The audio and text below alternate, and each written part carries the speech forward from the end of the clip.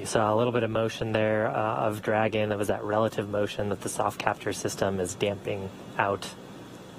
Once that motion is clear, then the soft capture system will be retracted, and Dragon will go for hard capture.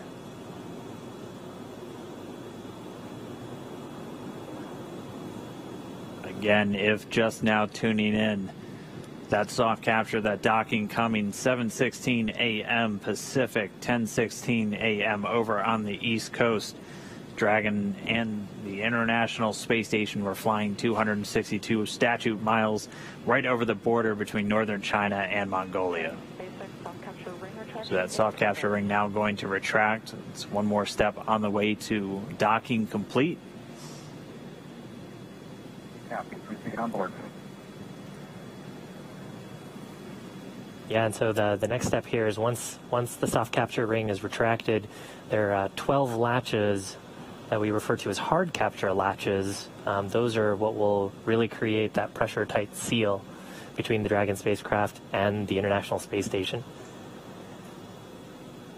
So once soft capture is complete, and I believe we'll get that call from our core here, Anna, then we'll get confirmation of hard capture, and the crew, of course, aboard have this information on their displays. So they'll also see indication of hard capture complete. And once those two steps are done, then that's docking complete. That's right. We're expecting to hear some words from everybody. A pretty monumental moment. I mean, for Doug Hurley, he's returning to where he last docked almost 9 years ago on the very last space shuttle mission, now commanding the very first commercial spacecraft to deliver astronauts to the International Space Station. That's got to be cool for them. They've mentioned quite a few times that they're best friends, our favorite dads in space, as we've been calling them. This has got to be really cool for them. It's got to be really cool for their families too, watching this.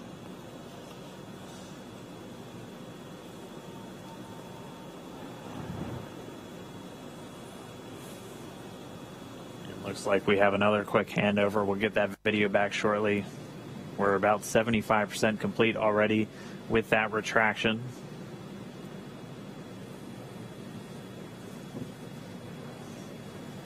Once that retraction is completed, we'll keep an eye out for the 12 ready to hook indicators.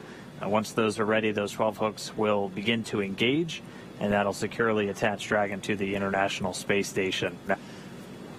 Yeah, so right now the vehicle confirming that the soft capture system is deployed correctly and is fully retracted. And then once the soft capture system is fully retracted, that'll set up the vehicle to put in the hard capture pins. There's 12 of those around the docking ring, and that's what creates that airtight seal between the Dragon spacecraft and the International Space Station. The volume between, which we refer to as the vestibule, is currently not pressurized. Of course, it was just exposed to the vacuum of space until literally minutes ago, about 4 minutes ago.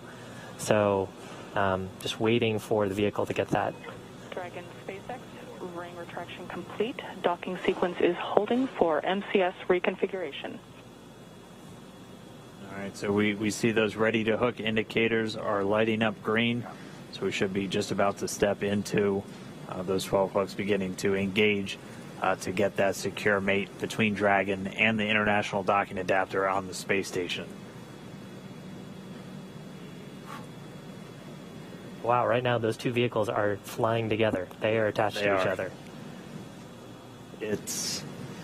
It's been just under 19 hours since we lifted off. We're actually at about 18 hours, 58 minutes, and 42 seconds. So we promised about a 19-hour ride up to station, and we made it just a few minutes before that. They were able to dock a few minutes ahead of schedule. We were tracking them to still take about another 10 minutes, but able to step through all of their burns about 16 minutes ahead of schedule and get us to where we are now. If you missed it just a few moments ago, that initial docking coming at 7:16 a.m. Pacific, 10:16 a.m. over on the East Coast of the United States. and they were 262 statute miles flying together over the northern border of China and Mongolia. So really exciting. We're just waiting for this docking complete to be confirmed. We're expecting to hear some words, obviously, from the crew on board and all the excited teams down here. We're just waiting for this moment. And then it's time to start getting Dragon integrated into the station. There will be an umbilical that will get mated, and that'll allow Dragon to flow data and power into the station systems, and then it'll be over to the crew. Endeavour and station at Houston on the big loop. MCS is configured. We're proceeding with hook driving. All right, and they did a quick, so the motion control system onboard station now back under those control moment gyros, so handed over from the Russian thrusters, and Dragon now given the go to drive those hooks. We have to do that changeover of attitude control before we drive those hooks, as the Russian thrusters a little bit more dynamic in their control of attitude, and if you had a thruster firing while you were starting to drive those hooks, that could miss a line.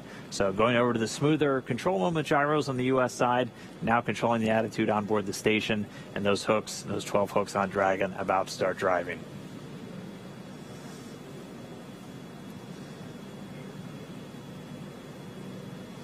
Right now, Dragon and ISS attached, just flying off the east coast of China, just underneath Japan. Attached to each other, we recently passed over to the orbital night, so we're on the currently the dark side of the world.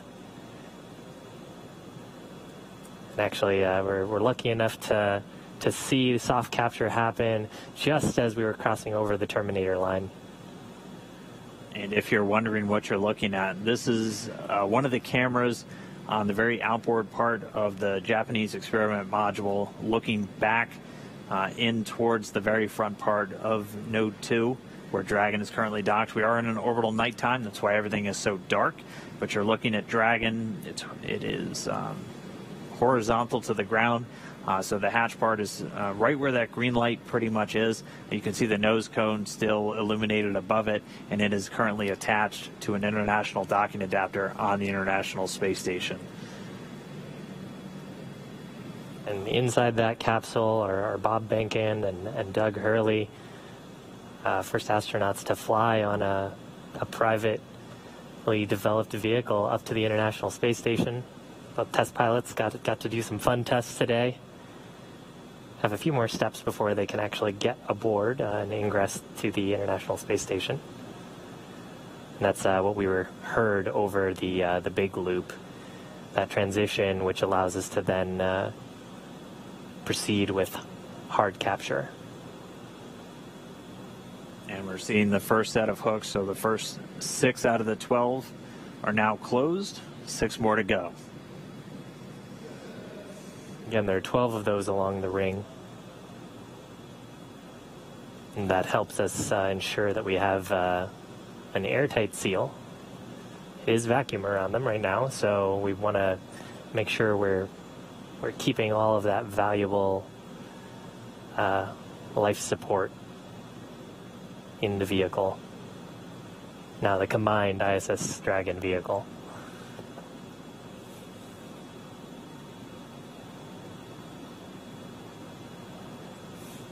Meanwhile, inside the capsule, Bob and Doug also standing by for this hard capture to complete.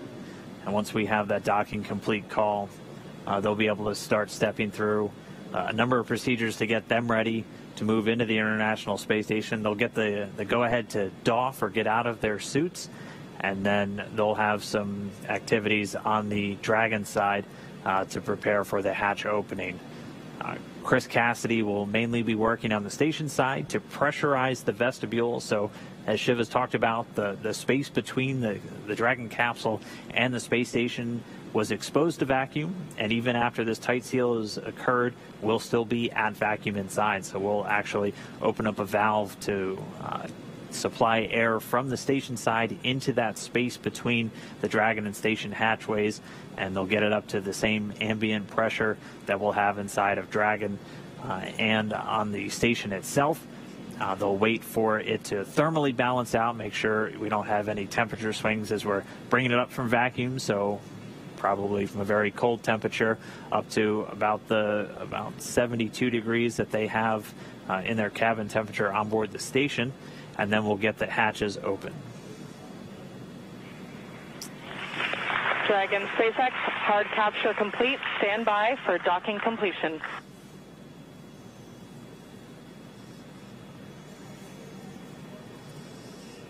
Copy. And now that hard capture is complete, so that's confirmation of those 12 latches to create that airtight seal.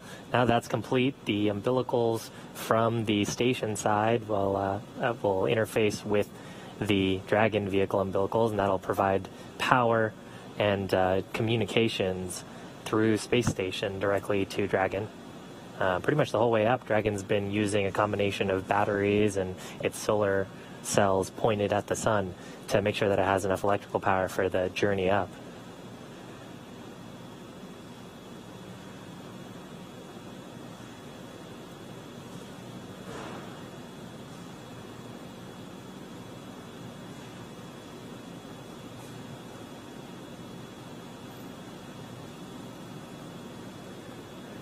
And we're just standing by now for that umbilical to get mated, and that's going to, again, as Shiv was just saying, start the power and data transfer between Dragon and the space station. They've been transmitting data through RF radio frequency on the way uphill, and during the final approach, this will give a hard mate, basically a wired LAN connection between the Dragon spacecraft and the International Space Station itself, and then also being able to draw power from the station systems using those great big solar arrays that are used to generate all of the electricity for systems on board the station.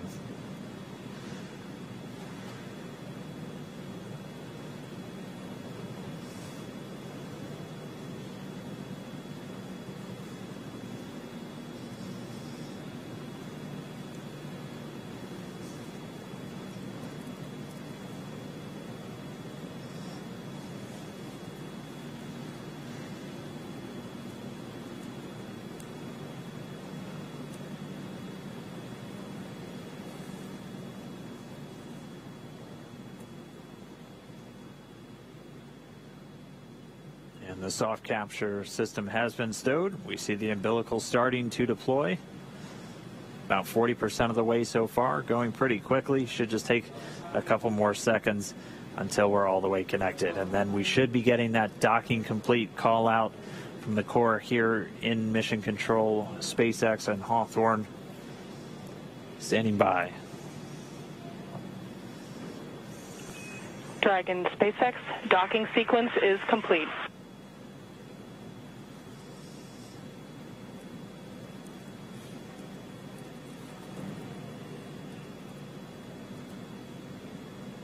Dragon, we copy docking complete. To say that it's been a real honor to be just a small part of this 9-year endeavor since the last time a United States spaceship has docked with the International Space Station. We have to congratulate the men and women of SpaceX at Hawthorne, McGregor, and at Kennedy Space Center. Their incredible efforts over the last several years to make this possible cannot go overstated. I'd also like to thank Kathy Leaders and her team of the Commercial Crew Program of NASA. An outstanding job by everyone. Last, I'd like to thank the men and women of the National Aeronautics and Space Agency. This is an incredible time to be at NASA. 3 new vehicles to be flown, continuing mission in low Earth orbit, and then to the moon and Mars. We thank you again and congratulate you.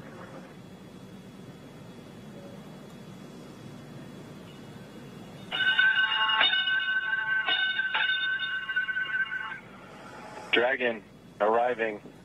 Crew of Expedition 63 is honored to welcome Dragon and the Commercial Crew Program to welcome aboard the International Space Station. Bob and Doug, glad to have you as part of the crew. Well done. Bravo Zulu. Okay, happy. Thank you, Chris. Thank you, Chris. Endeavour, this is Houston. Bob and Doug, welcome to the International Space Station after your spectacular rendezvous and docking of the first Crew Dragon vehicle. For the first time since the retirement of the Space Shuttle, you have completed a historic ride to the ISS and have opened up a new chapter in human space exploration. On behalf of the flight control teams here in Houston and in Hawthorne, California, and to our SpaceX colleagues, bravo on a magnificent moment in spaceflight history and on the start of a new journey that has changed the face of space travel in this new era of space transportation. Bob and Doug, good luck, and we look forward to working with you on board.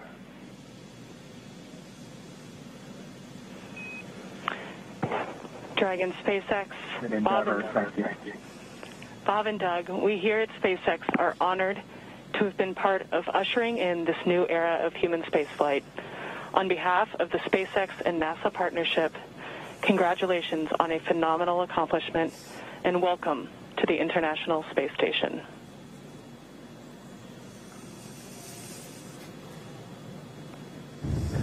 Well, thank you, Anna. We appreciate all the good words and everyone thanking us, but it truly was a magnificent effort by the entire team, the SpaceX team, the NASA team, and a team across America who was able to pull this off and bring human spaceflight again to our nation. Thanks for everything. Happy to be aboard.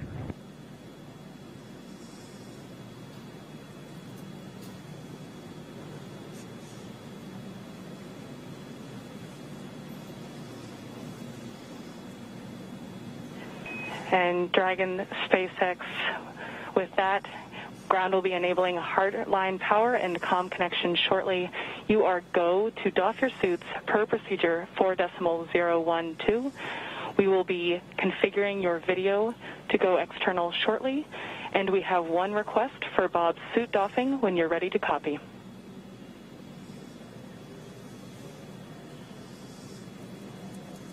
We copy all. Go ahead for Bob's suit. During your approach suit leak check, we noticed Bob's suit pass with a lower PSID than his previous vehicle and O&C checks. We still had plenty of margin to support you in a depress, but in order to rule out potential hardware issues, when Bob is doffing, after he opens his structural zipper, check all 3 bladder zipper heads to see if any are partially closed. It is possible that if the head is backed off slightly, that the white tooth is partially visible or a small gap can be seen between the end of the zipper head and the gasket end. Please report observations.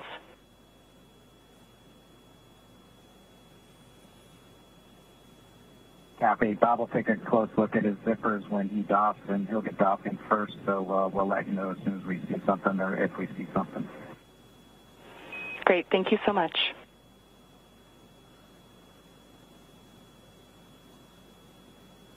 Wow. So now Dragon has completed its docking sequence. There's a number of checks. That was an absolutely historic moment. And in spite of that, the ground team's getting right back to business, talking about the suit performance. Just let us know when the interior cameras are secured. On Dragon to ground, turn the cameras off first before we can get them out of their suits. Absolutely. So spacecraft is now docked. They've got several tasks that they're going to need to be able to do. While we're waiting for those tasks to happen, we're actually going to take a short break. But if, in case you just missed it, the Dragon spacecraft is now docked to the International Space Station, docked at 7:16 a.m. local time. Yep. Bob and Doug are at the space station. Yeah, they're there. It was just under a 19-hour journey from their launch to their docking, so pretty much right on what we were expecting. They got there a little bit early today, which was nice, as they were able to get through all those burns. But they're docked. It's going to be a little while. They have to do that vestibule pressurization, and then they'll have to do some leak checks. Dragon on Dragon to ground for Bob. I've got both structural zippers on my gloves lowered, and I do see white teeth visible on both sides. It looks like a full white tooth. I'll give you an update once I get to the leg zipper. Copy. White teeth on both sides, and we'll await your next status. So the crew right now just going through some checks of their gloves. They're about to get out of their suits. That'll be the first step for the crew on board Dragon. For the crew on board station, Chris Cassidy is going to start getting that vestibule pressurized, and then they're going to do leak checks. So they're going to be actually taking atmosphere from station, putting it into that vestibule.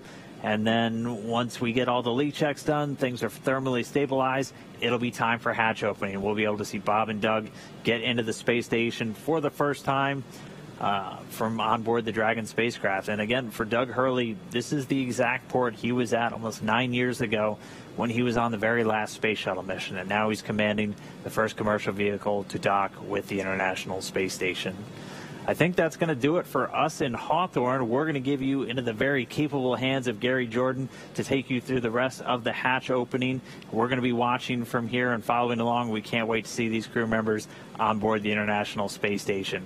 Thank you for everybody who tuned in. We hope you enjoyed the launch. We hope you enjoyed the ride uphill. We really hope you were with us every single moment from suit up until now, so you've been up for over 24 hours. But it's been an incredible experience for us to see these guys get on board the International Space Station, to watch Dragon go through the paces, to be lofted into orbit on Falcon 9. Something we've been waiting for years, seeing it come to fruition. I'm still grappling with. Dragon, SpaceX on Dragon really ground. incredible. Video is and no Shiv, interior. it was an honor doing this with you today. Yeah, absolutely, Dan. They Dragon, copy. Thanks, Anna.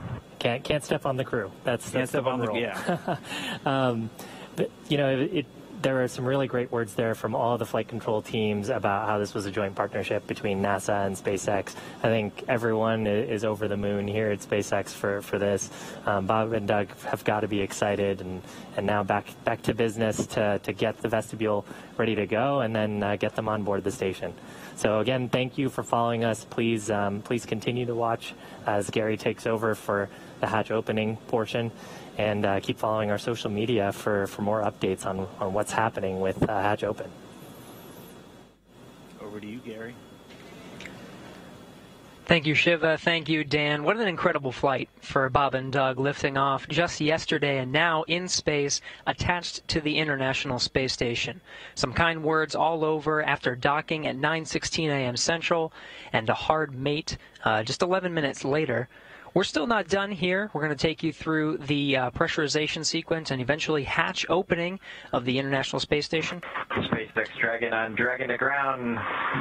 Cabin mic check com. And I hear you loud and clear on Dragon to ground. How many? Loud and clear. Excellent. Good comm checks. We still have a lot of work to do here. We're going to pressurize the vestibule and eventually get... And SpaceX Dragon with an update from Bob. It looks like white tooth on the leg zipper as well. We'll take a close look if we can see anything else that might have resulted in that lower leak check pressure. Copy. Really appreciate the report. Thank you.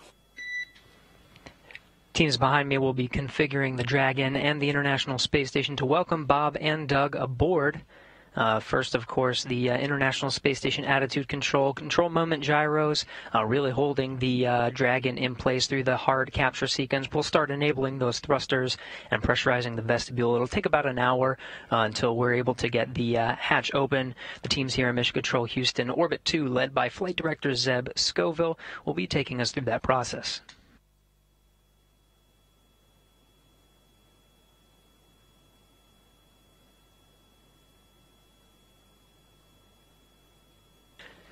Aboard the International Space Station, Commander Chris Cassidy standing by in Node 2. Right in front of that is the pressurized mating adapter. He recently opened up the hatch to introduce some of the station air and mix it, get a nice mix in there, avoiding some CO2 pockets. That hatch you see just beyond Chris Cassidy there is normally closed. He was able to open it a little bit earlier today, mix some of that cabin air, and get rid of those CO2 pockets, make sure it's all clean and ready for Bob and Doug. He closed it shortly after just to make sure no FOD or foreign objects, anything were to float in there that would inhibit any hatch opening process today. One of the next milestones for Chris Cassidy will be to open up that hatch. He's got some cameras, you see, placed within that node. We'll get some good views of the hatch opening and welcoming Bob and Doug here in just about an hour.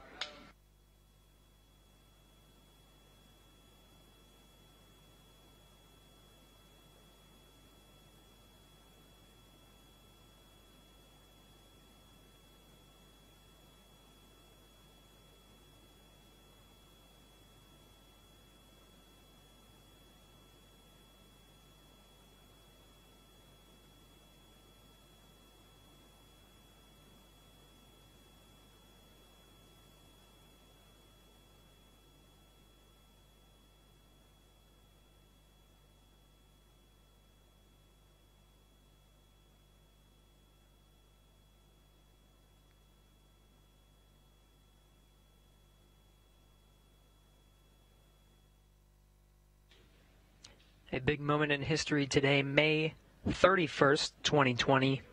Just on the other side of that hatch, Bob Behnken and Doug Hurley have successfully arrived at the International Space Station. Still a couple of milestones to get through. Before we can open up that hatch, it's going to take some time. First, pressurizing the vestibule in between the station and Dragon.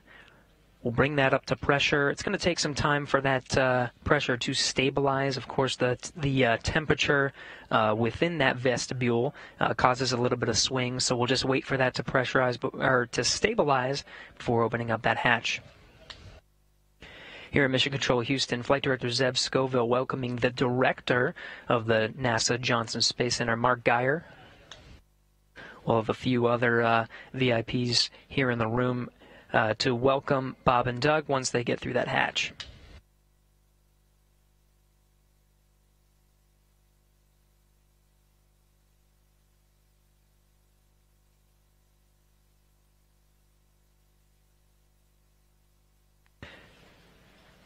Now again, this repressurization and hatch opening process is going to take some time. You see now we're going to have some intermittent losses with the communication from the International Space Station.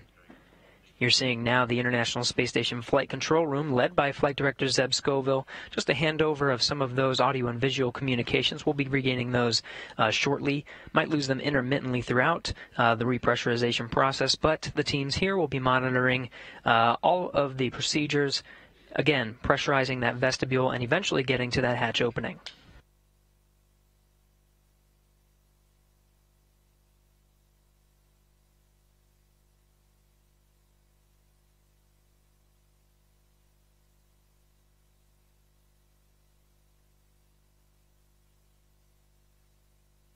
From right to left there, seated, you see Flight Director Zeb Scoville. It was he who was leading the teams for both the launch of Bob and Doug over at the Cape. He was leading the teams here in Mission Control Houston. You just saw the Johnson Space Center Director Mark Geyer walk off to the side. Seated next to Zeb Scoville, Joshua Kutrick. He is one of the members of the most recent class of astronauts, the class of 2017. Canadian Space Agency astronaut, went through candidate training and officially became an astronaut just recently.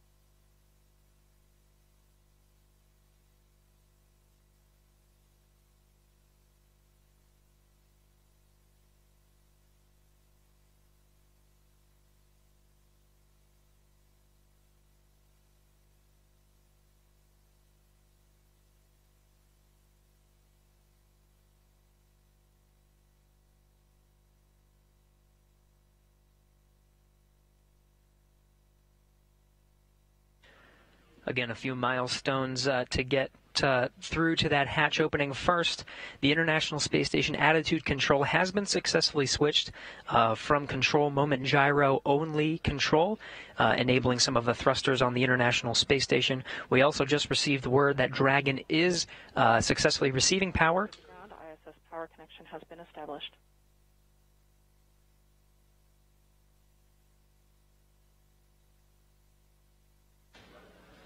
And there you have it. Dragon is successfully receiving power from the International Space Station.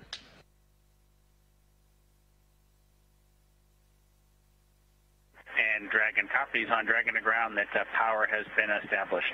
Just let us know when we should make a hardline comm check. We will, Co. Thank you.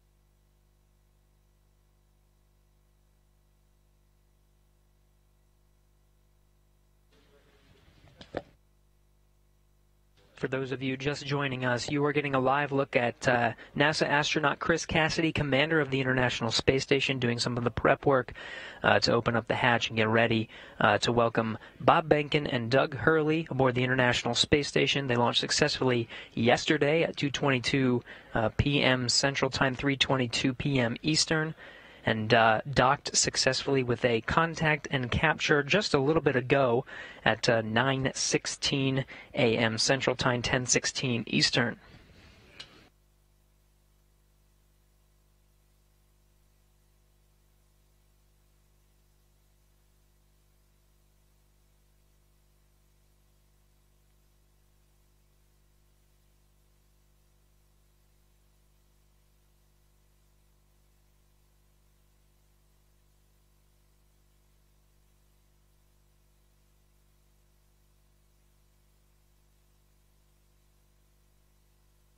Now, some of the milestones to get that hatch open have already taken place. First, attitude control.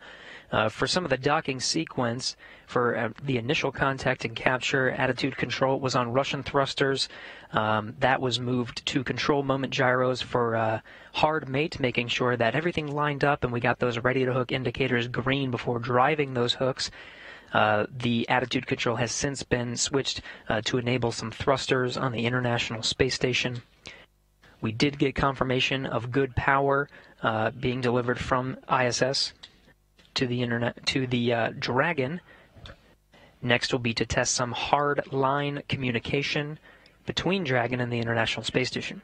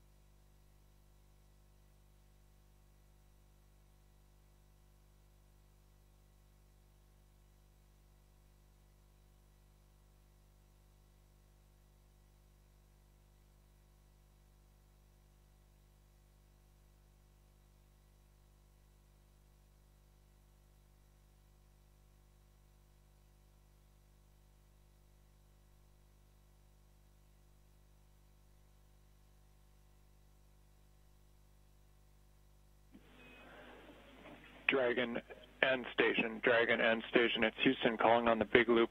We're prepared and getting ready to transition the comm system to hardline, at which time we're going to do a couple comm checks. We just want to make sure everybody's on board with that and aware. So Dragon first, maybe let me know if you hear this and if you go with that plan.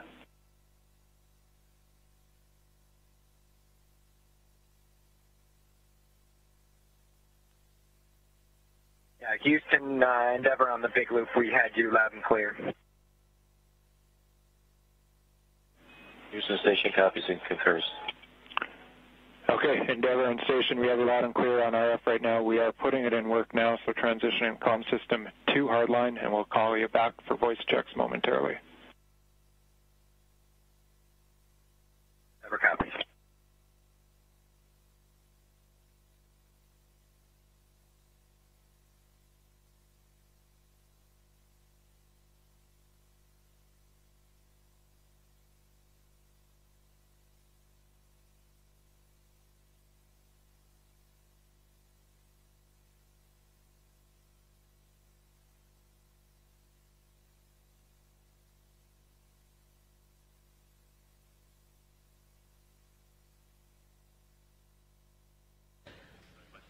This is Mission Control Houston. The voice you just heard was Capcom Joshua Kutrick from here in Mission Control Houston, relaying through the big loop. That's integrated communications with Dragon and the International Space Station, just taking us through those procedures until we get to hatch opening.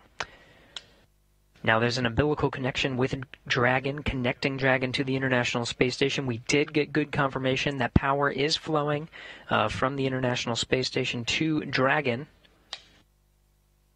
Next, we'll be proceeding with some of the communications checks.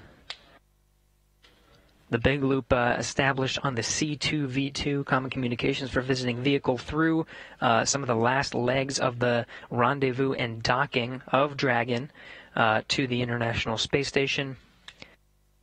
We'll switch that over to hardline communications, testing that out here shortly.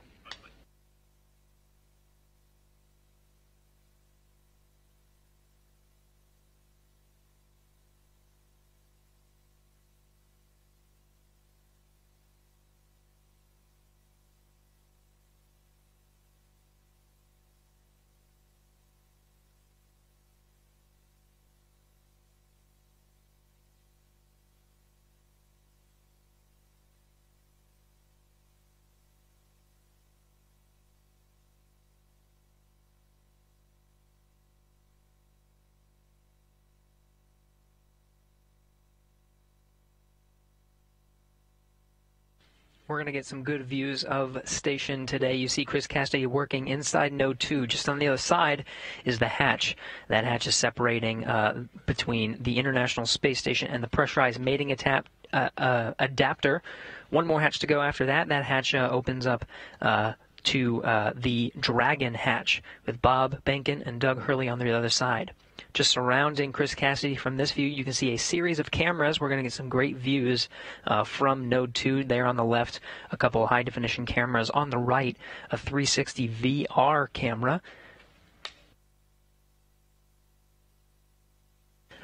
Part of an initiative to engage viewers and provide views that from the International Space Station that have never been seen before.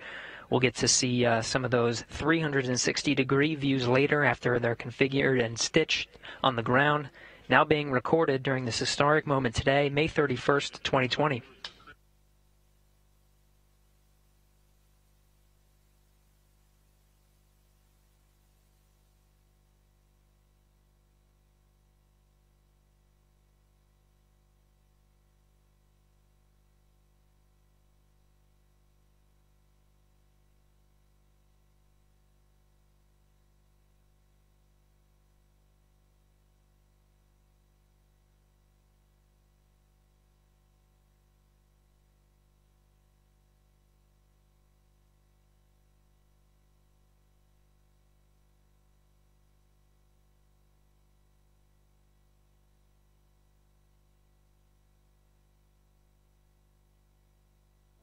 Affirmative, we are on the same page. Those steps in the execution note are all that's needed.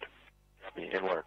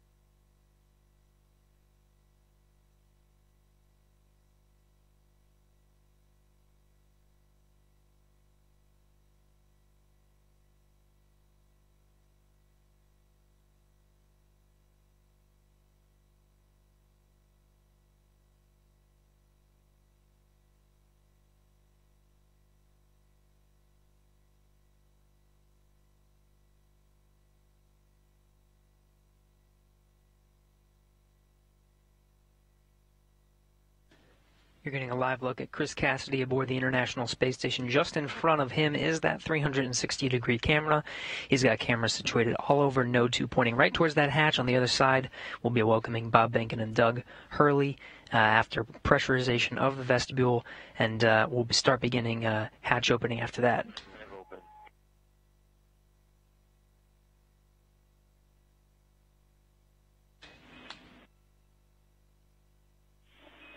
Yeah, we copy MPEP open, Chris.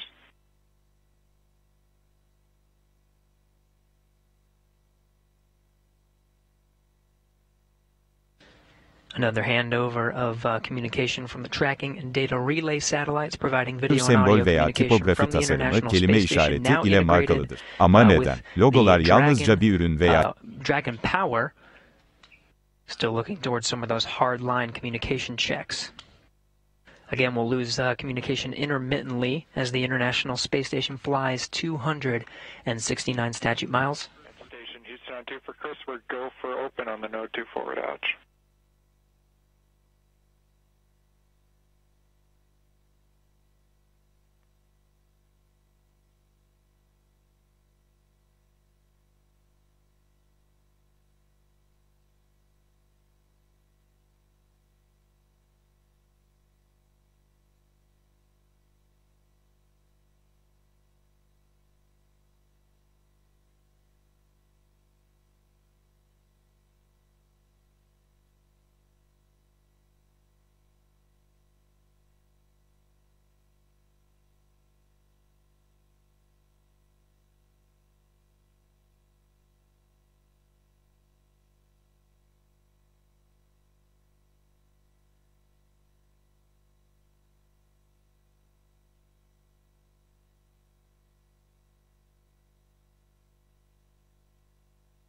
Regaining some of that video from International Space Station, Chris Cassidy given the go to open that Node 2 forward hatch.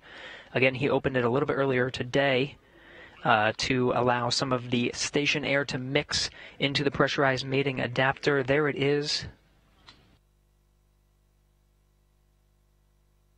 Now again, there's a few more hatches to open until we are able to welcome Bob and Doug aboard the International Space Station. You're looking through the hatch into the pressurized mating adapter. There's another hatch down there through the pressurized mating adapter that opens up to the International Docking Adapter. Houston 3, hey Josh, there was zero on DPDT, and the Node 2 forward hatch is open.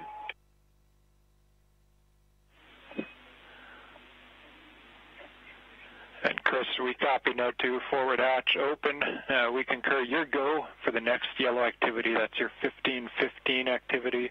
It's step 2 in 2.102 Crew Dragon ISS arrival through hatch opening. Basically, you're going to cycle the 8-pass equalization valve. And Dragon SpaceX on Dragon to ground. If desired, reference procedure 4.400 to monitor vestibule pressurization.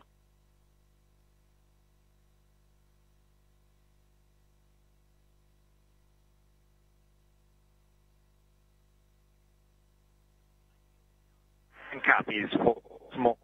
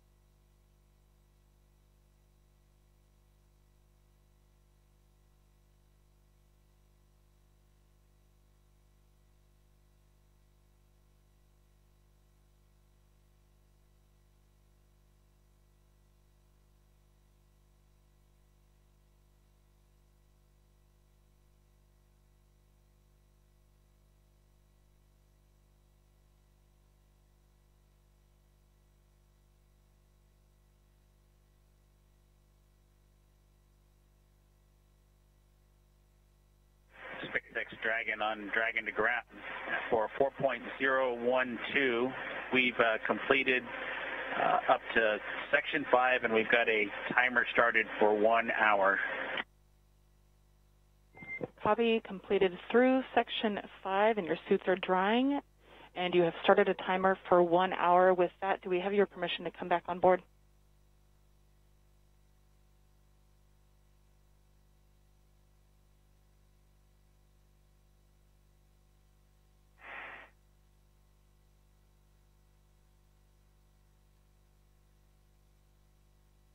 Get you back on board. We copy. We are go to come back on board. And with that, you are go to perform sections 1 through 3 of 4.400. We do recommend deferring your step 2.1 for the waste system flush until closer to hatch opening. In section 3, as you are performing your inventory, please collect all your food and water bottle trash and consolidate it into the 2 trash bags within their common bags in location 18. You will transfer the plastic bags containing this trash to ISS for disposal during a scheduled activity after ISS ingress. And do note that you are welcome to defer this inventory until after you eat your meal that is scheduled for right about now.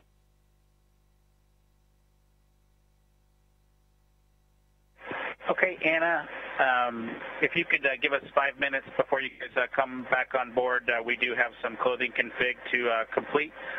Understand we've got to go for sections 1, 2, and 3 of 4.400, and we will consolidate our trash into the bags provided in location 18. And we'll defer the docked waste configuration, section 2 of 4.400, until it gets closer to hatch opening. Station, we copy 1507. We copy, and we will wait 5 minutes before coming on board, and we'll check with you before we do so if we don't hear from you first. Ready.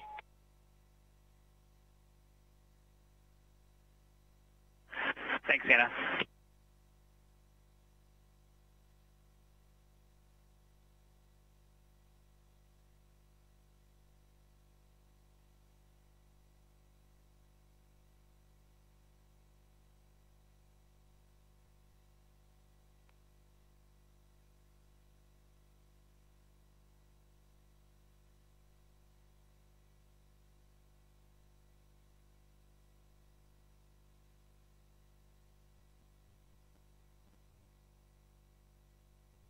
This is Mission Control Houston. You're listening to crews on board the International Space Station and Dragon prepare for opening the hatch.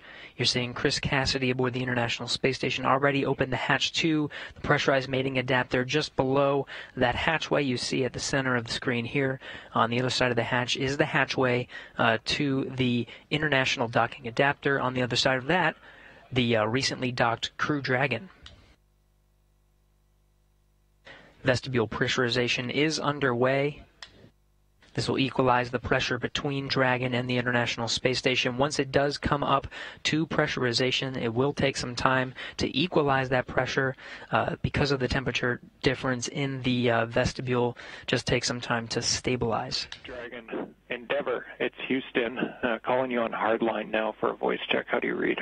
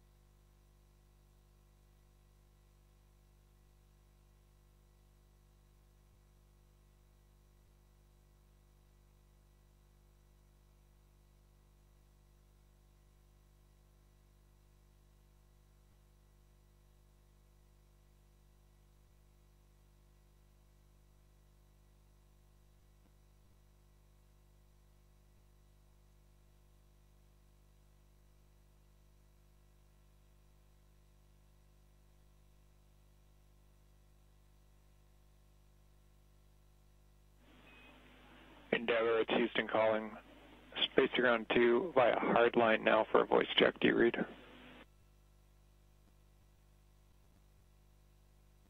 Houston, Cleveland. Dragon Sam, voice check. How do lead us? Counting 121, 122, 123, 124, 125.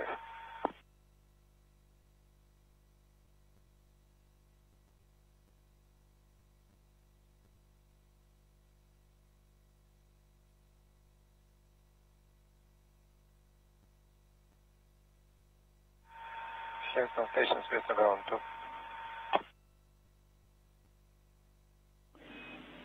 And Station Houston on 2, Anatoly, we hear you loud and clear. We're going to swap a couple minor things here and try Dragon again. We're still trying to get calm with Dragon. Stand by 1.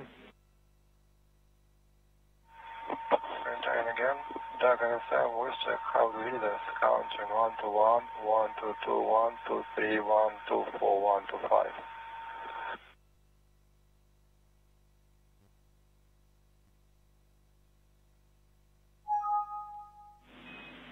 And Station Houston on 2. Everybody will just stand by for a few minutes. We're going to try to raise Dragon by another means. Stand by.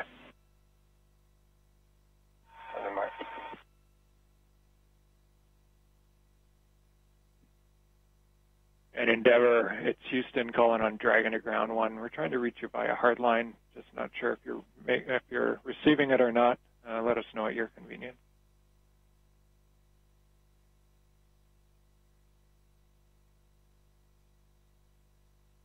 And Houston from Endeavour, we're hearing quite a bit of echo on the other loop that appears to be connected. It's unintelligible, but we do have you loud and clear on the Dragon to Ground. And Endeavour, Houston on Dragon to Ground, thanks for that. Very helpful. We'll take a look, and we have you loud and clear on Dragon to Ground as well. So we're gonna continue to work it and try to give you a call back in the next few minutes on hardline.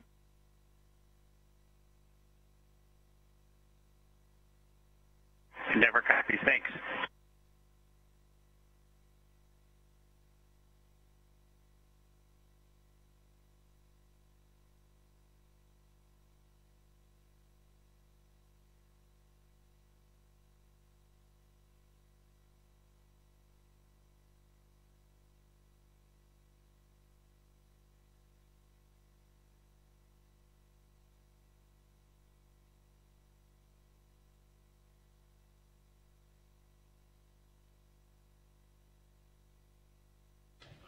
This is Mission Control Houston working through the steps to pressurize the vestibule. We did have confirmation that vestibule pressurization was underway. We do have power flowing from the International Space Station to Dragon after it docked for a contact and capture at 9:16 a.m. Central Time, 10:16 a.m. Eastern, just earlier this morning. A few other milestones to reach. We need good audio communication hard-lined through the umbilical where Dragon is currently docked on the other side of that hatch, providing now power, just making sure those hard-line communications are intact. Working through that as we count down towards the milestones of opening that hatch.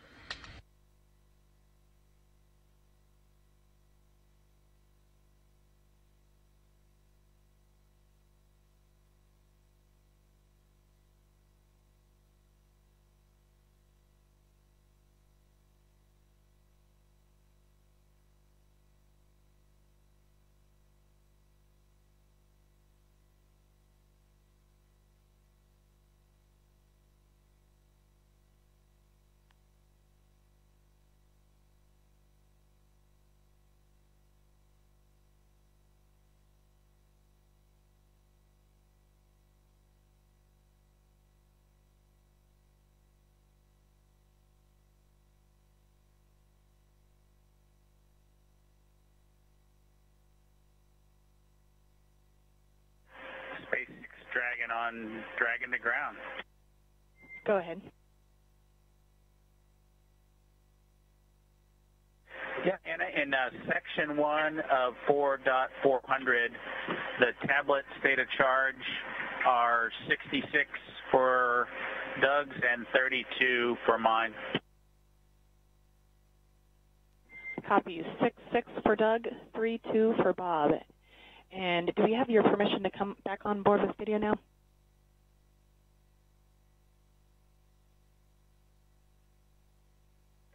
Yeah, go ahead and come on board. We just may have to take it down at some point, as you might imagine, but come on board.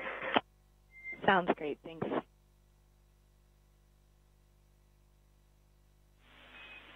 Station Houston on 3 for Chris. Your convenience, but just an update on the comm status.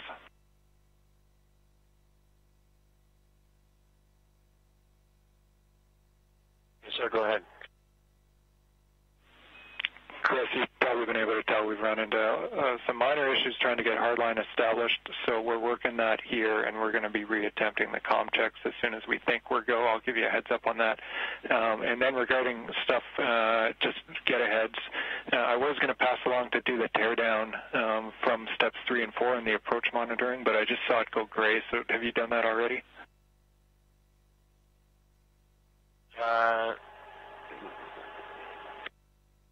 Hold on just one second. Which one was that? Maybe I fat fingered the wrong procedure. Yeah, no, it's subtle. So it's in the execution note for Dragon approach monitoring. As we were monitoring Dragon earlier in the day, down in the execution note are the teardown steps. I'm here in the cupola right now. I'll take care of it. It's not gray, but momentarily it will be. Sounds good. And I'm also hearing on that we have done on the ground steps 1 through 4, so it's just 5 and 6 left for you in that teardown procedure.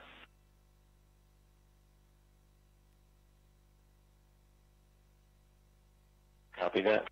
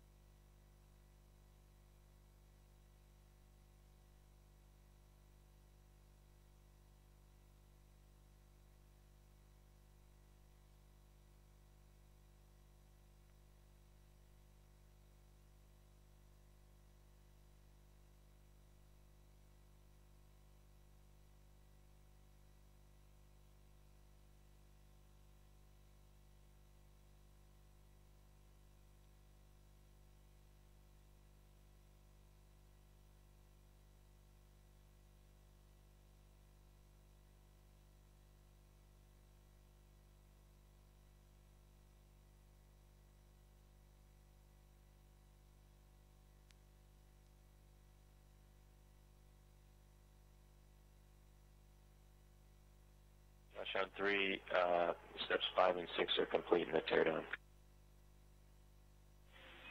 Copy, Chris. Thanks for that. And just about to hit the button and reattempt the hardline checks with Dragon. Okay, copy. Endeavor, it's Houston calling via hardline voice check. How do you read?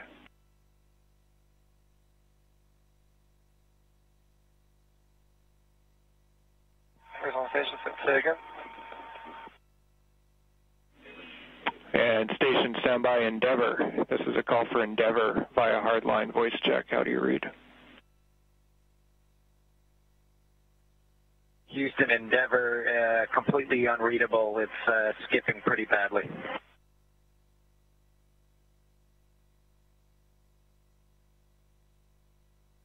And Endeavor, it's Houston on Dragon to ground. We heard your reply loud and clear. Understand we're still broken. We're working it. Thanks for the patience.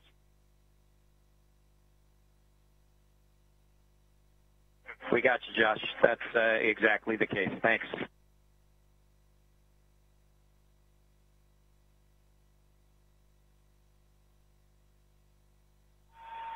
Dragon FM, voice check. How do you read me? Counting 1 to 1, 1 to 2, 1 to 3, 1 to 4, 1 to 5.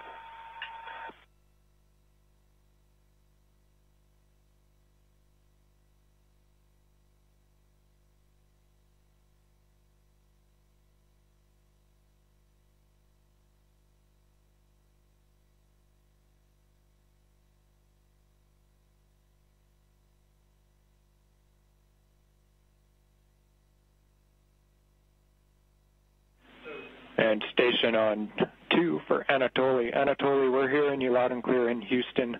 We seem to have an issue still with COM2 Dragon, so we'll just have you stand by. We'll let you know when we're ready to retry. Thanks for your patience. Okay, call me on space to ground 1, please.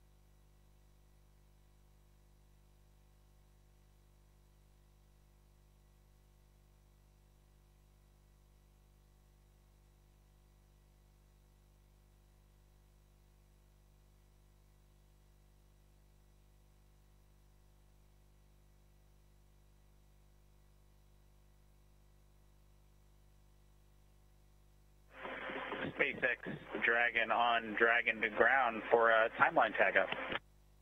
Go ahead.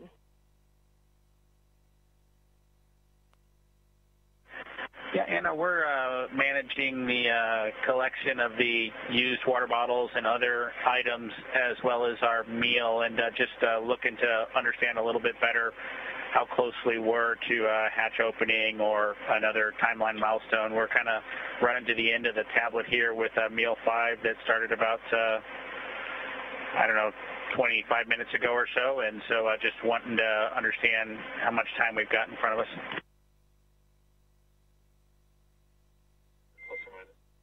In Dragon SpaceX, we estimate we are about an hour to Dragon hatch opening.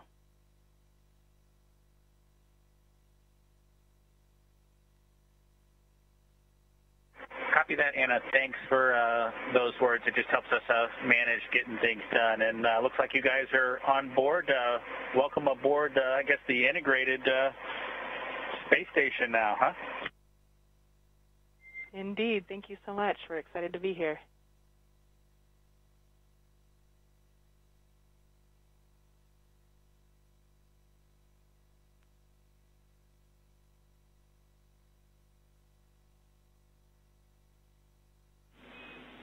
Endeavor, Houston calling over hardline for a voice check. How do you read us now?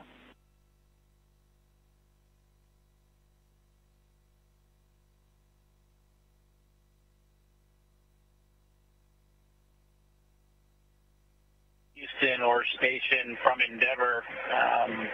I'm not sure the location of that last call, but still quite a bit of skipping and unreadable.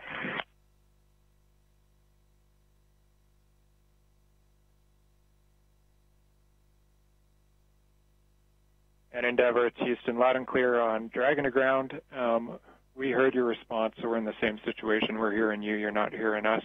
We have one more troubleshooting item that we're going to put in work now, so we'll give that a try and then maybe call it for the day. We'll let you know.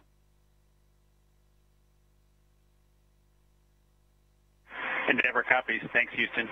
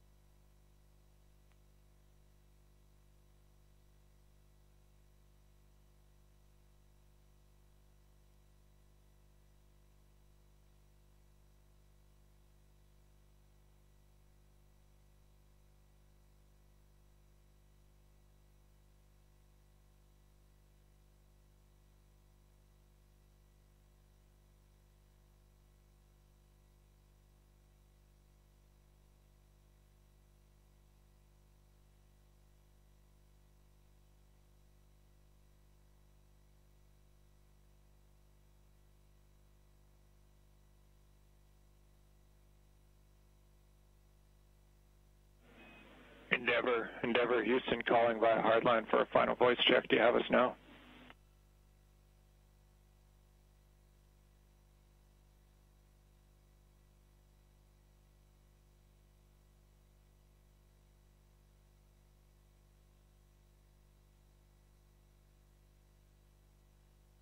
Houston, Dragon on the big loop. That was an improvement, but it's still completely unreadable.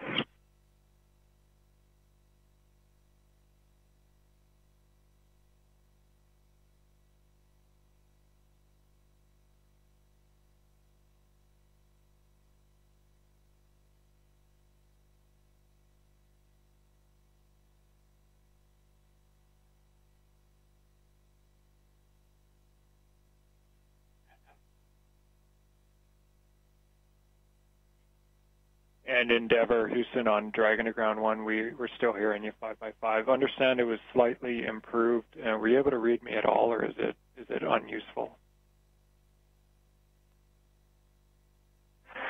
Yeah, it was a slight improvement, but it's still unintelligible, almost every word. There was maybe one word that you could have sort of figured out, but that was about it.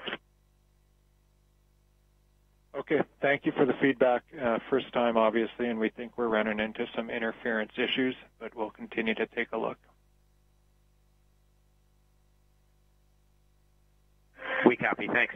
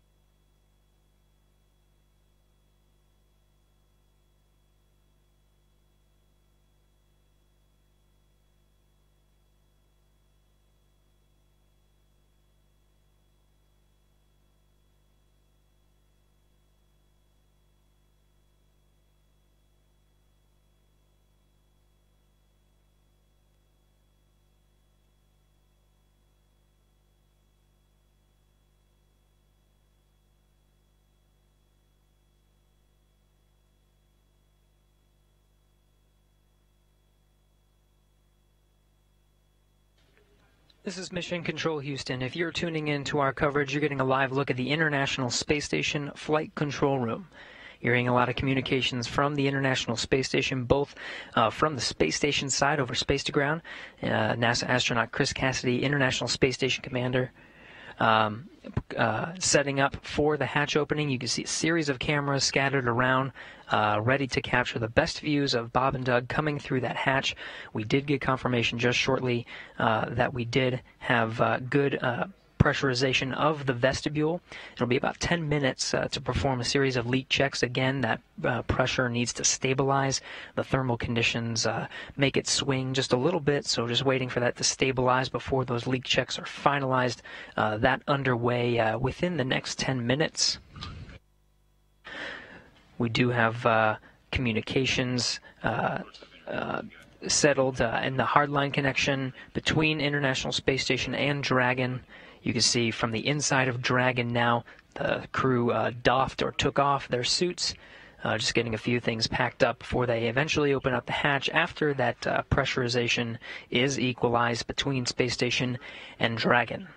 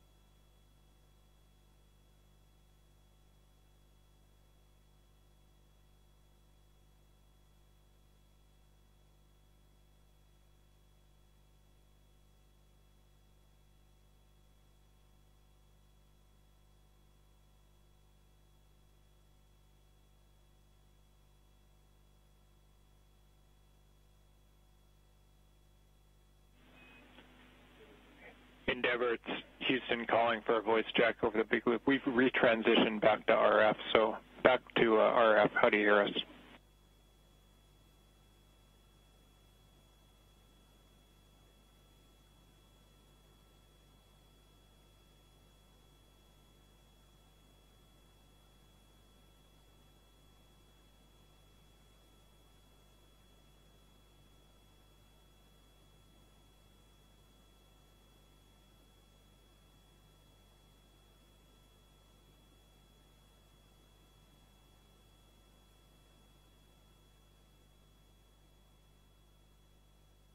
Houston Dragon on the Houston Dragon on a big loop. Was that comm check for us? Yeah, affirmative, Endeavor. It's Houston. We transitioned back to RF because we still had the interference over hardline. So we're back on RF now and just want to make sure we had you.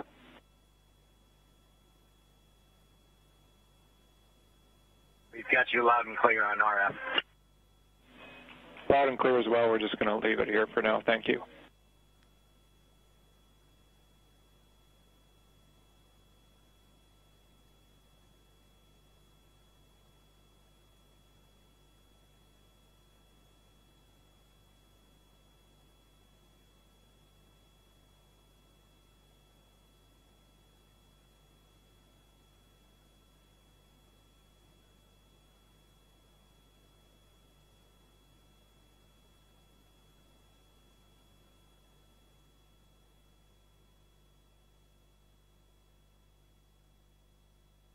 Here's a live look from inside the Crew Dragon. You're seeing Bob Behnken and Doug Hurley just preparing the inside of Dragon. They have doffed or taken off their suits.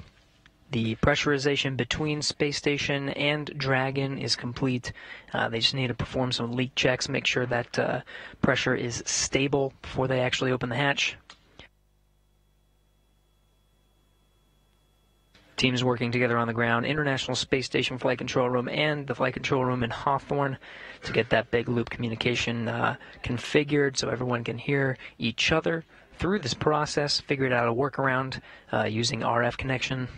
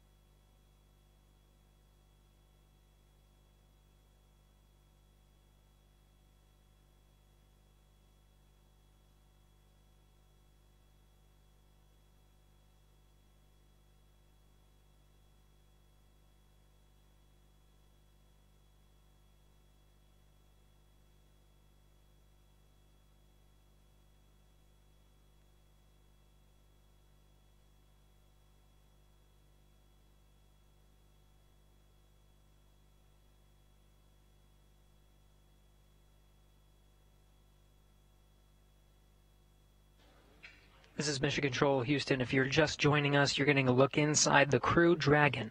That was Bob Behnken seated on the right side, the pilot seat, or the Joint Operations Mission Commander seat for Demo 2. He and Doug Hurley, the commander of the spacecraft, just preparing the inside, putting away some trash. They just doffed their suits, and right now just waiting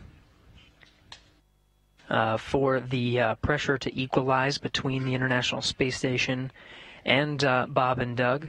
Just two hatches, really, separating them from the inside of the orbiting complex.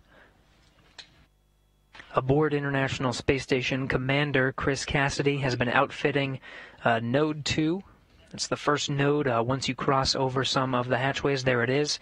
You can see some of the cameras positioned around to capture the crew coming in to the International Space Station. Much of that work completed at this point.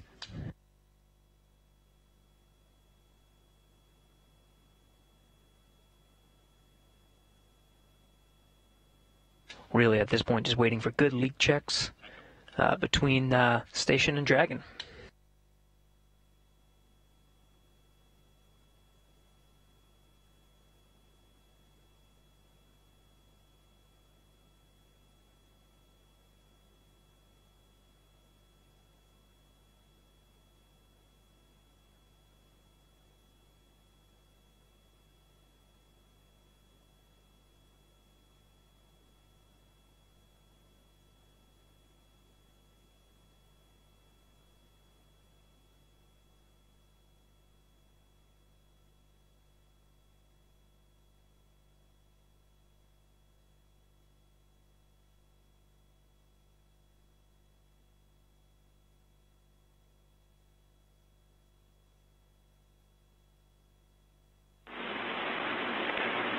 Station Huntsville, Space to Ground 3 for Chris on the ISS experience.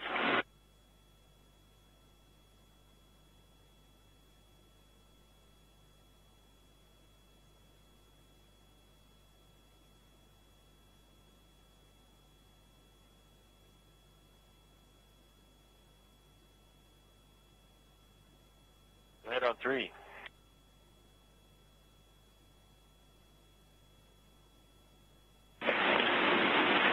Hey Chris, we're not seeing good connection between the SSC-25 and the camera. We're coming up on a handover, but we're looking for a reboot of SSC-25. Reboot 25, copy.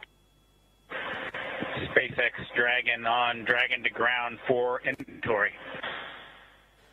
I am here and ready to copy.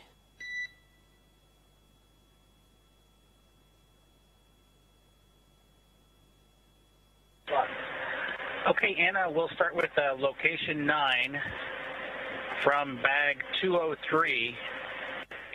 Remove 3 water bottles. Copy. 3 bottles removed from bag 203. Good readback. From location 10, we removed bottles from each of bag 207, 208, so 6 water bottles in total.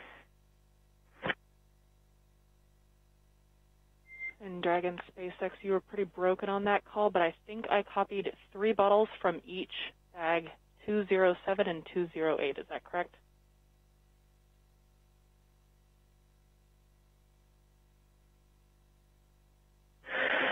That is a good readback, Anna. I copy.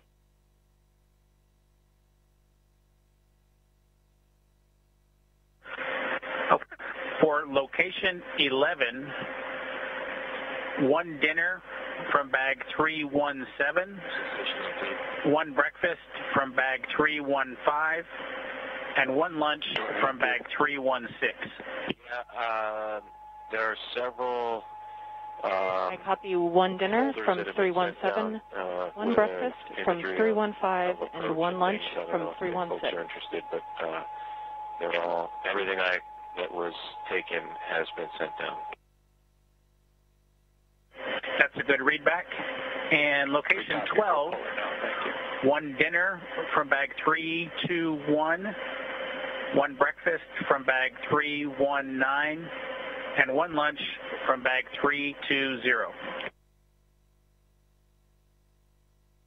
I copy 1 dinner from 321, 1 breakfast from 319, 1 lunch from 310. And am I correct to conclude all of this includes your consumption from the lunch that you just completed?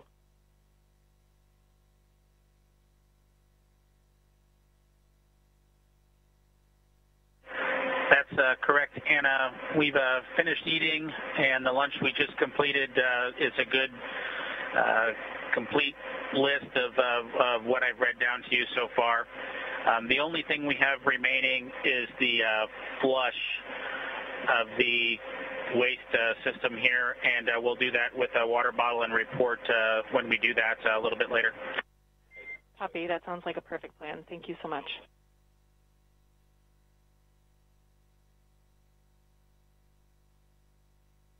Okay, with that, that's the extent of our inventory. All else is per the packing plan. Copy all else from per the packing plan.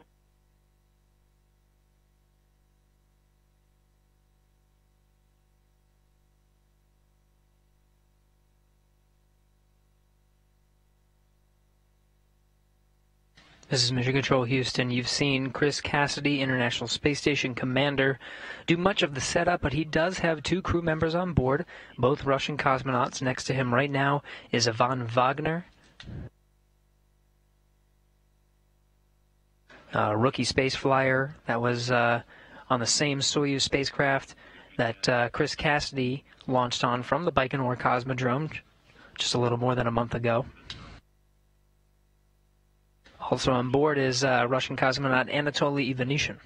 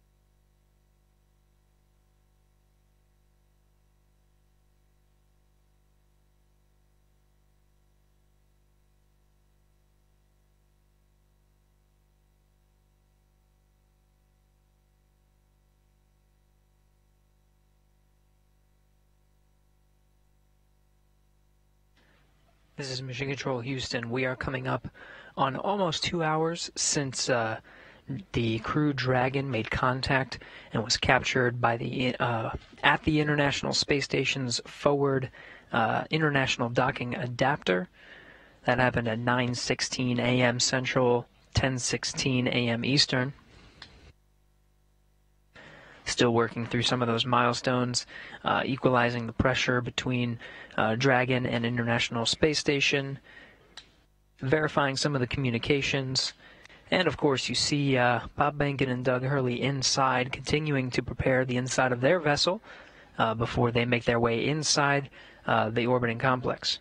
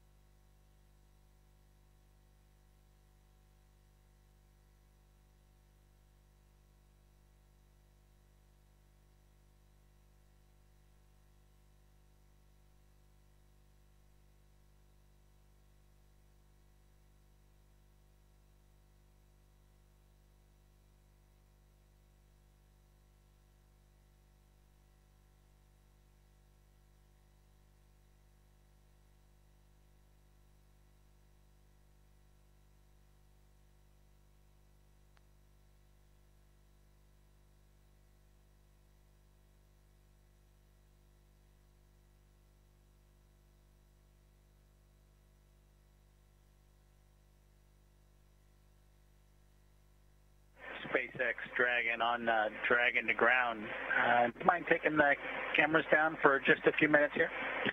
We will put that in work and let you know when it's done.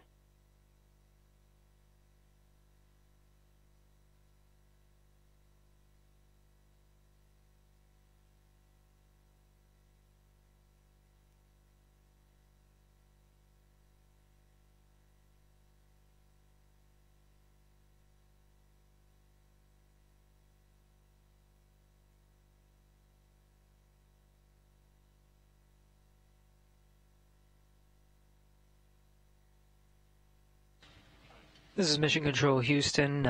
You heard the call from Bob Behnken, Joint Operations Mission Commander of the Demo 2 mission, taking down some of those video feeds. We're still waiting for some of those milestones to pass before actually opening the hatch.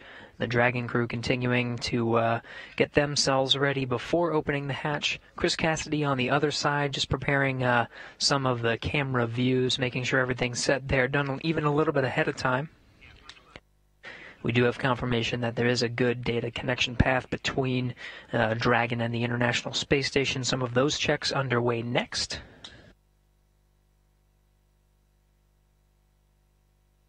Coming up on 2 hours since docking at 9:16 a.m. Central, 10:16 a.m. Eastern.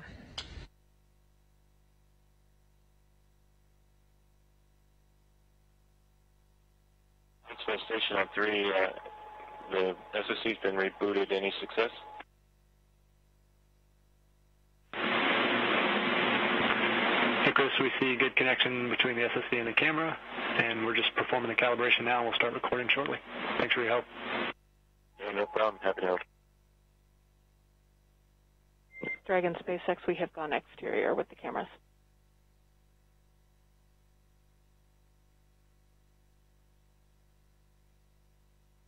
Dragon copy, thanks.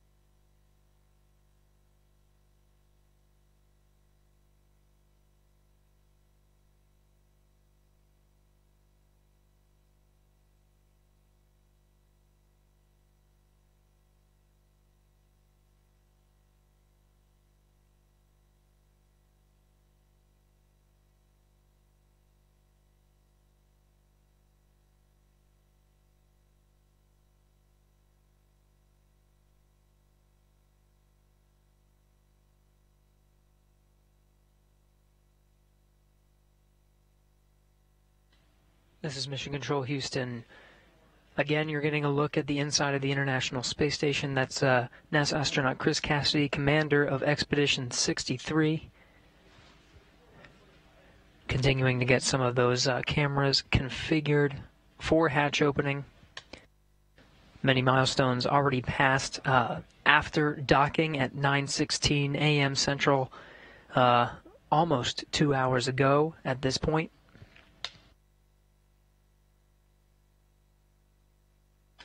At the time of docking, the International Space Station was on Russian thrusters. After contact and capture, was moved over to control moment gyro, stabilization and attitude control. Now back to its standard configuration of thrusters and control moment gyros. After an umbilical connecting Dragon to the International Space Station was established, we did get confirmation of good power flowing from the International Space Station to Dragon. Dragon now relying on station power. We did get confirmation of good data transmission. And of course, the teams here on the ground, both here in Houston and in Hawthorne, troubleshooting some of the communication to make sure that is ready to go prior to hatch opening. Pressurization between International Space Station and Dragon brought up to the same pressure, 14.7, the same we would find here on Earth.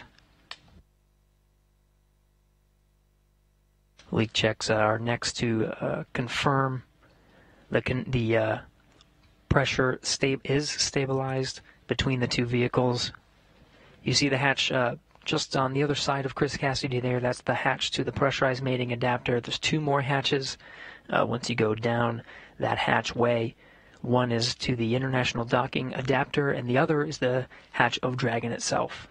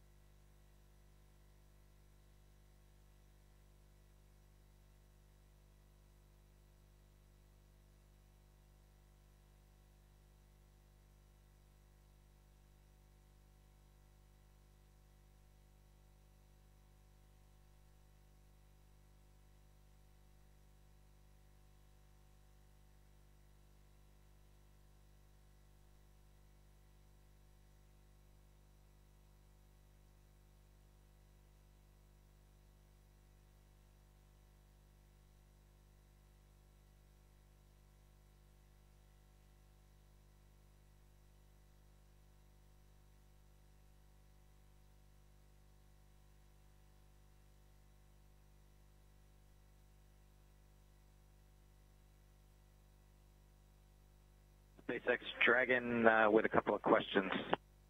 I am here and ready to copy. Hey, Anna.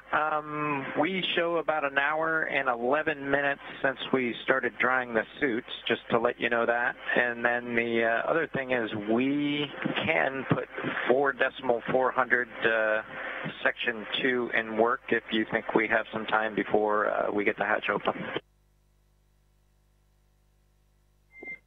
We copy. You are go to stop drying your suits and turn off that suit fan at this time. Let me get you words on that waste system flush. Okay. We'll shut the suit fan off now.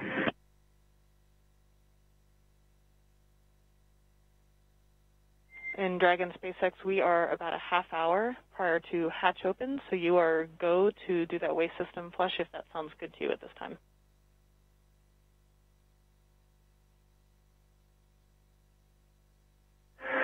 Okay, we may give it a few minutes. If it's going to be 30 minutes until hatch opening, we may want to use it just one more time.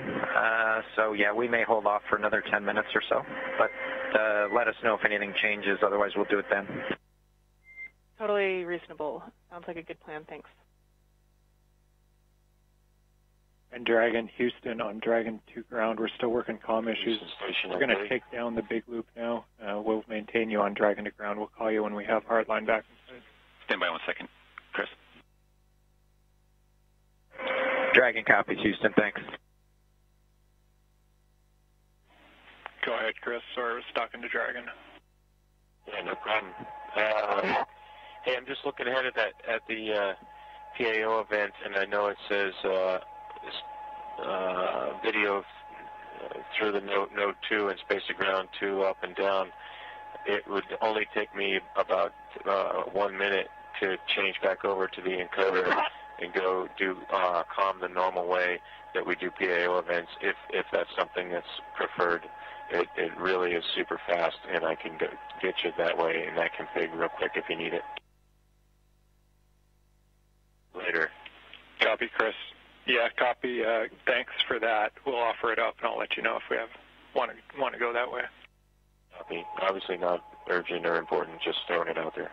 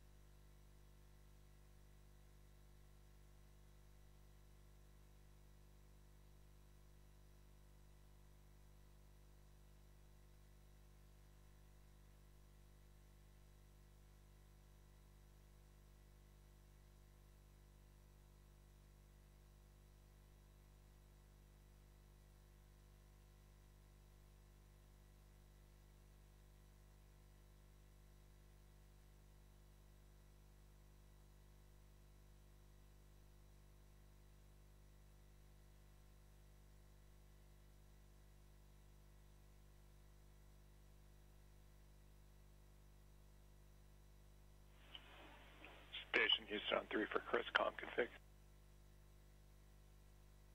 Go ahead. We just wanted to clarify from your last comments. We show it as being in the standard config, whereby you're going to be coming down over the camcorder HD mic, and we'll be going up over space to ground 2, and that's what we're intending. Did you maybe just? We might have missed your intent in your previous remarks. Is that what you had in mind? No, I had, like we do all other PAO events, we talk, we hold the handheld microphone that is going through the clip-on mic transmitter to the clip-on, through the camera, and then the audio comes down through the encoder.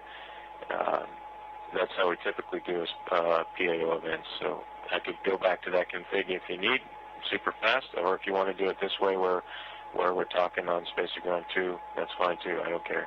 Just throwing it out there because it's different than we normally do PAO events.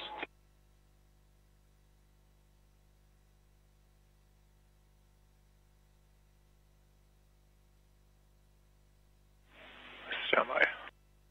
And just to be clear, with the configuring now is the Node 2 camera is not connected to the encoder, as you probably know. So all I would do is just plug the cable back into the encoder and switch back over to the nominal Node 2 camcorder.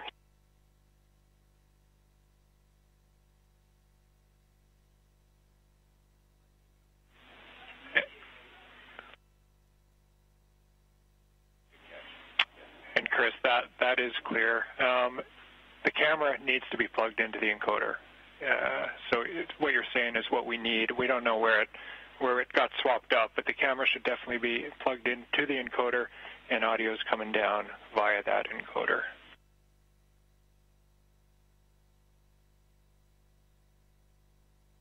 Okay, so yeah, we'll just use it on the. I guess what I was thinking is going back to one without a battery and not be dependent on the battery, and going back over to the nominal cable, which includes power. I just get a little leery about relying on these batteries. Gabby, we have Photo TV online, so we're talking to them on the phone right now. Stand by one.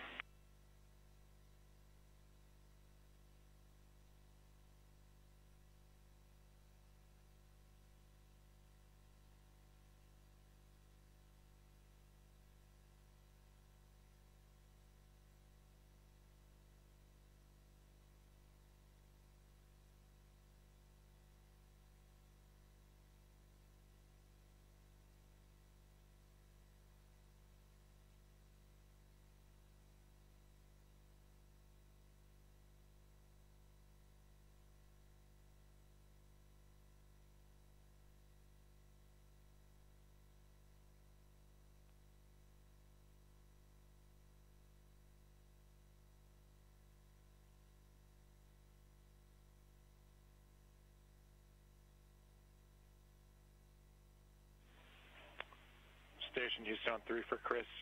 Microphone and the free float camera both connected to the encoder. Does that clear it up?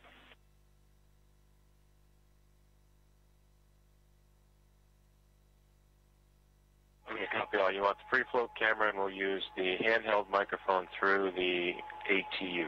Copy all. No problem. I think I'm not communicating. No pun intended. But I think we're in a good config now, and I won't swap over to the nominal Node 2 camera.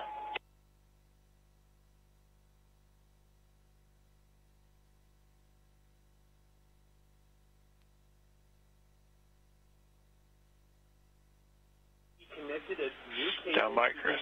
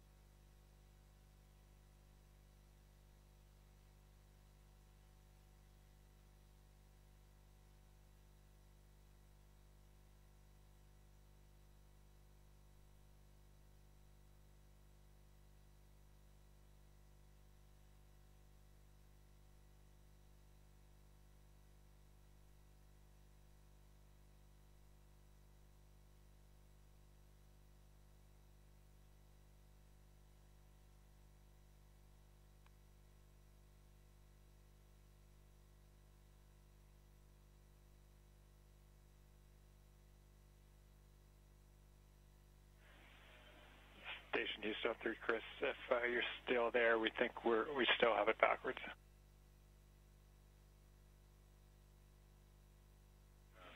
So I see you look.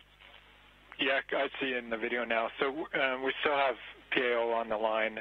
Sorry for the confusion, but I think this much is clear. This morning, we moved cameras, we swapped the cameras that were connected to the encoder. What we want now, we're getting video from the free float camera through the encoder, so that's good. We're seeing it right now. What we need, just relaying here, is your lapel mic. That has to go through that new free float camera, so that your mic connects to the free float camera, and then that audio comes down through the encoder. Does that make sense? That's the config it's in right now, and that's all perfect. The only benefit, I guess, I didn't initially make it clear, is if I switch back to the normal cable and the normal camera, we're not dependent on a battery power on the camera. I just am worried that throughout this whole event, we're gonna that all of a sudden the battery's gonna go out. I go back to the normal. SpaceX Dragon on Dragon to ground. Report complete with 4.012. The benefit to this free flow camera is I can take the 4.012. and get all the way into the Dragon, which I don't think we could do with the other cable. So my thought was, after we do all of the ingress stuff and we switch gears to the PAO ceremony where we're standing right in front of the hatch, we could have actual power to the camera. But it's really no big deal. What I'll do is I have got a couple batteries on standby, and I'll just make sure there's a fresh battery right before we start that PAO event. Okay, Chris, sorry it took so long, but I'm 100% with you, and copy 100% on the battery concern. The word we're getting here is we would like to run it in the config that it's in right now. We copy all on the battery config. Great idea to have a few spares nearby, but we think it's going to last throughout the whole event. Okay, copy all.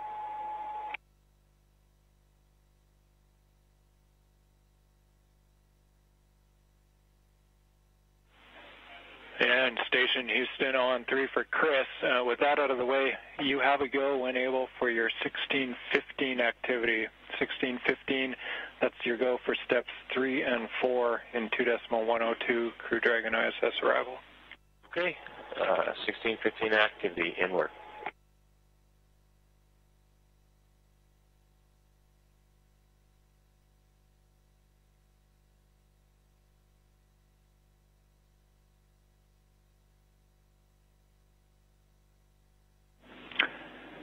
Endeavor, Houston calling on hardline for a voice check.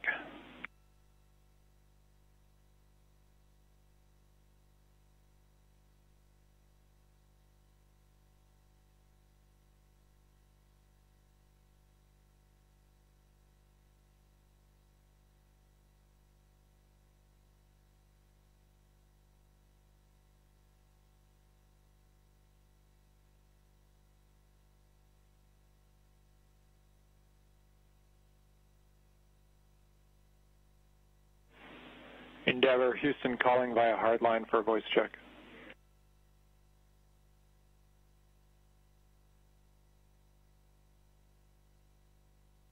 Loud and clear, how was? Hey, Endeavor, Houston, we have you loud and clear on hardline. Great news. Well, congrats. Sounds like we got it at least somewhat sorted out. Affirmative, concur. We think we might have found interference between C2V2 and the hardline system, but we're going to keep it here for now and proceed down the timeline. Never copies.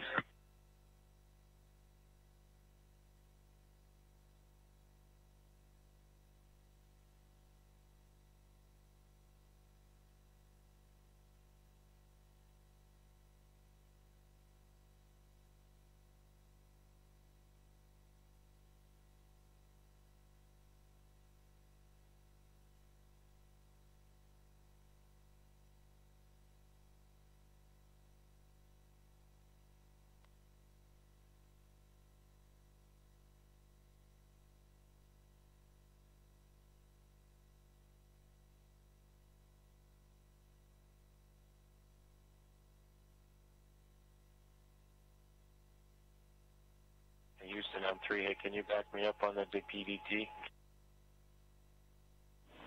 Will do, we're checking.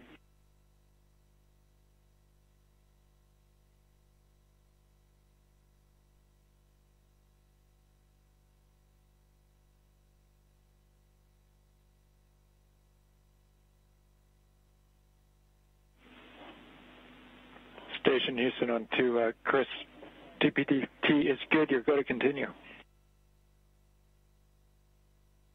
Copy, thanks.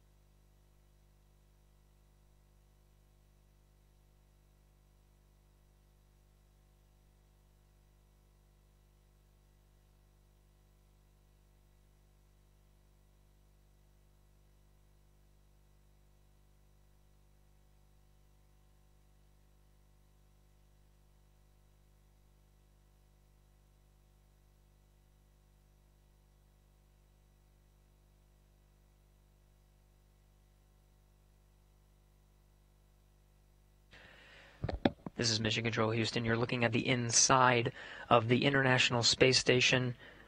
What you were hearing before were just some of the audio and video checks, just making sure that everything's synced up so that we get the best views and the best audio possible for when Bob Behnken and Doug Hurley come through that hatch.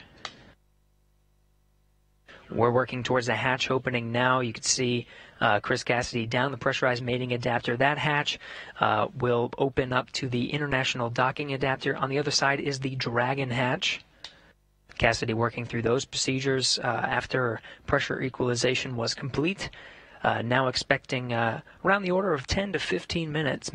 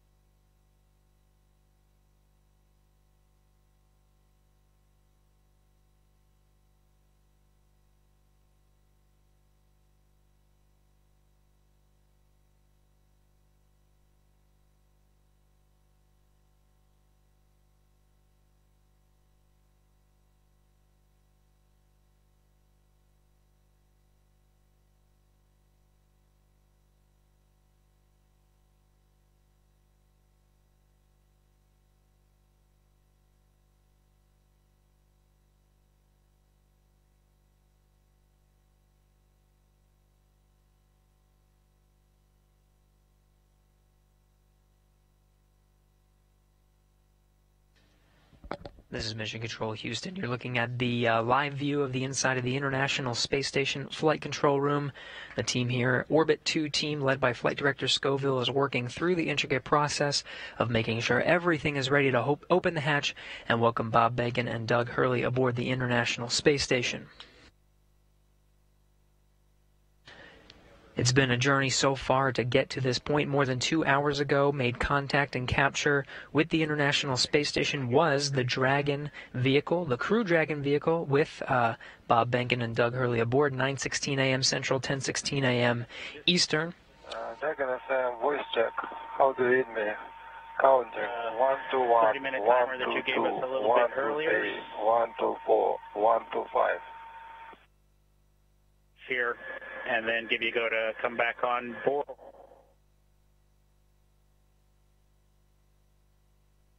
In Dragon SpaceX, you were pretty broken in that previous call.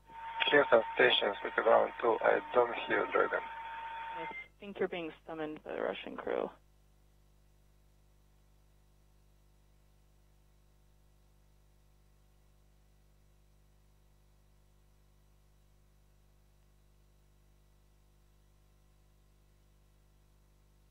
And Dragon SpaceX, I was told to proceed with you. Can you please repeat your last?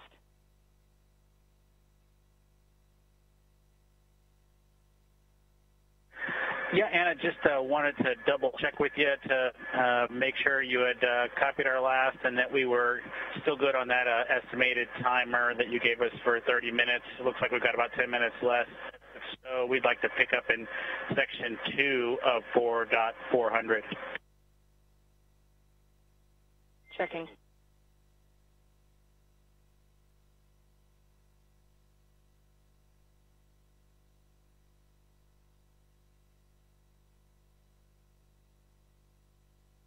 This is Mission Control Houston. Chris Cassidy opens the hatch to the International Docking Adapter, 11:37 a.m. Central Time. Station and Dragon flying together, 267 statute miles over the South Pacific. This is a view from the camera at the forward end of Dragon. 20 minutes until Dragon hatch open, and the APAS hatch was just opened.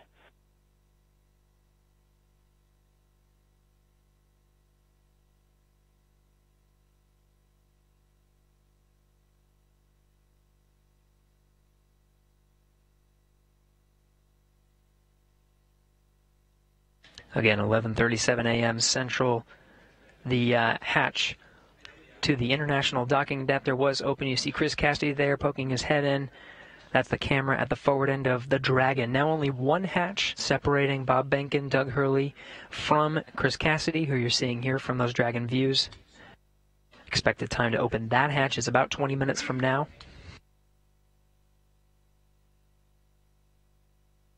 We'll report that time to you and expect to do a welcome ceremony at 12:15 a.m. Central Time, 1:15 p.m. Eastern. That'll welcome Bob Behnken and Doug Hurley aboard the International Space Station as part of the Expedition 63 crew. We'll get to hear some words from them and have some VIPs here in Mission Control Houston to provide words to the teams that oversaw the entire mission and the crew aboard the International Space Station. Station Houston, we copy the hatch open, no condensation, thanks.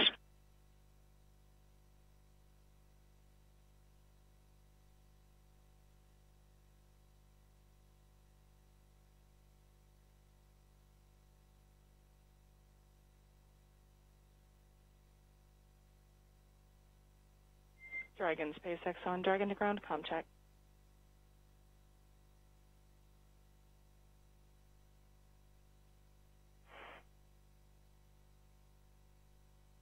Dragon to ground, how us? A little choppy, how me?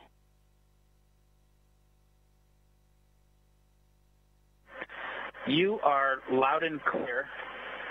We'll put section 2 of 4.400 in work.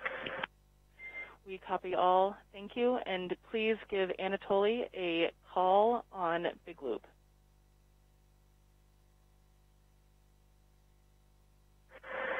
Okay, we'll call Anatoly on the Big Loop, and I'd also like to report 2 bottles of water consumed from location 9, bag 204. Location 9, bag 204, and to confirm that was for the waste system flush.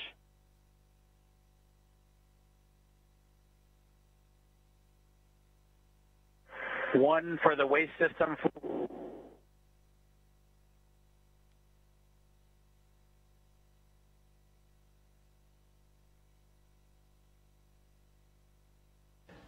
Chris Cassidy removing that target from the APAS hatch docking interface.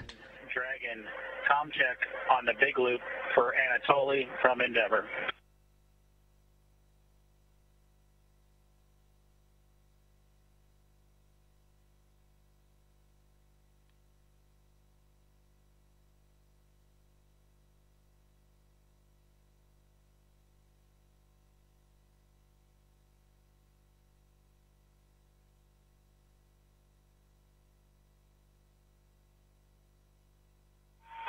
Dragon FM, voice check. How do you read me?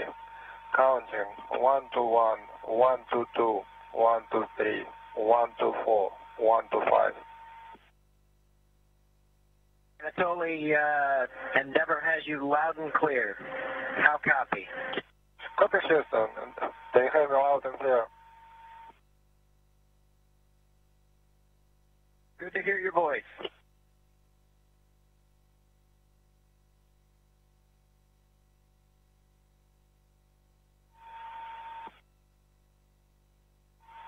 Dragon FM, how do you read me?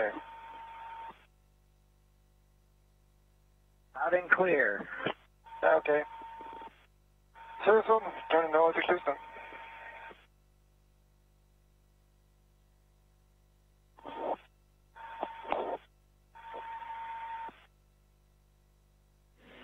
And all players from Houston, that completes the comm checks. Thank you. Copy. Copy.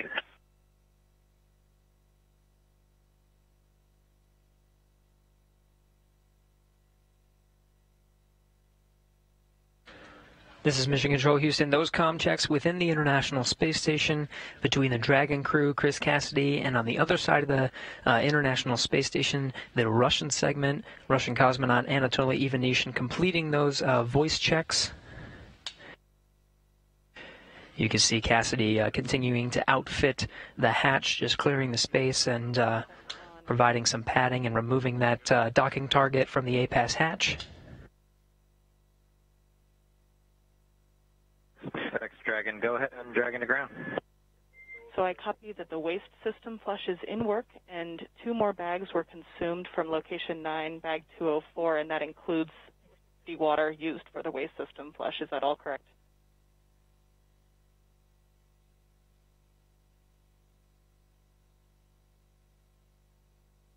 From bag 204, one of which Bob is in the process of consuming, and the other will be for the waste flush. That is correct.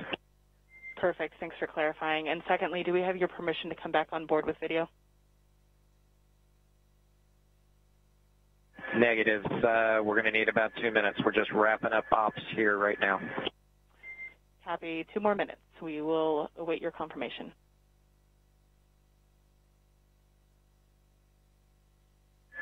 Thank you.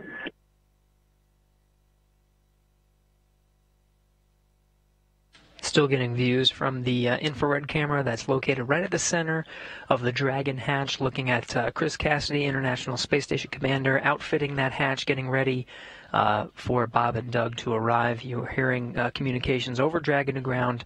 That was Bob Behnken and Doug Hurley on the other side of that hatch, inside the crew Dragon vehicle, finishing up their operations on the inside for that hatch opening, expected in about 10 to 15 minutes.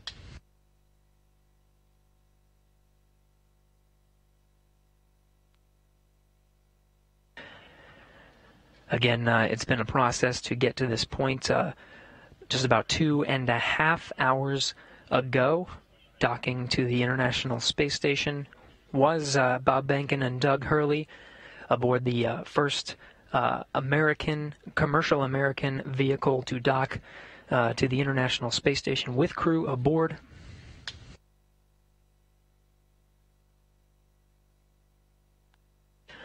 Again, we're expecting about 10 to 15 minutes to open up that hatch. One more hatch separating Bob Behnken and Doug Hurley from the inside of the International Space Station. Still looking at Cassidy doing some of the prep work for that hatch. We'll get some great views that Cassidy set up over the past few hours to capture this historic moment today. Be sure to stay tuned in at 12:15 p.m. Central Time, 1:15 p.m. Eastern. We'll start a welcome ceremony, officially welcoming Bob Behnken and Doug Hurley aboard the International Space Station to join the Expedition 63 crew.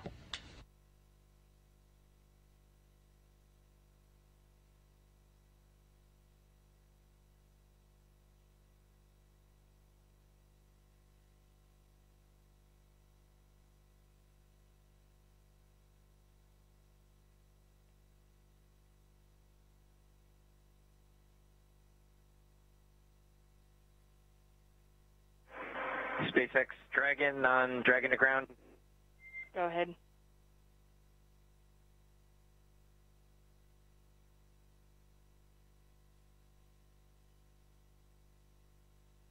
Anna, you're clear to come on board. Copy. Clear to come on board, and thanks for your patience with the comm. We are in an orientation that's creating some blockage to receive your comm on Dragon to ground. Yeah, we figured that was it. No problem. That's part of the deal. Chris Cassidy giving a wave, eagerly awaiting Bob and Doug to come aboard. Just behind him, you see Anatoly Ivanishin and Ivan Wagner, Russian cosmonauts of Expedition 63, standing by. We'll be able to come aboard Dragon here in a sec, get some views from the Crew Dragon. We're in a short handover of those communications from the International Space Station. Video and audio should be regaining them momentarily.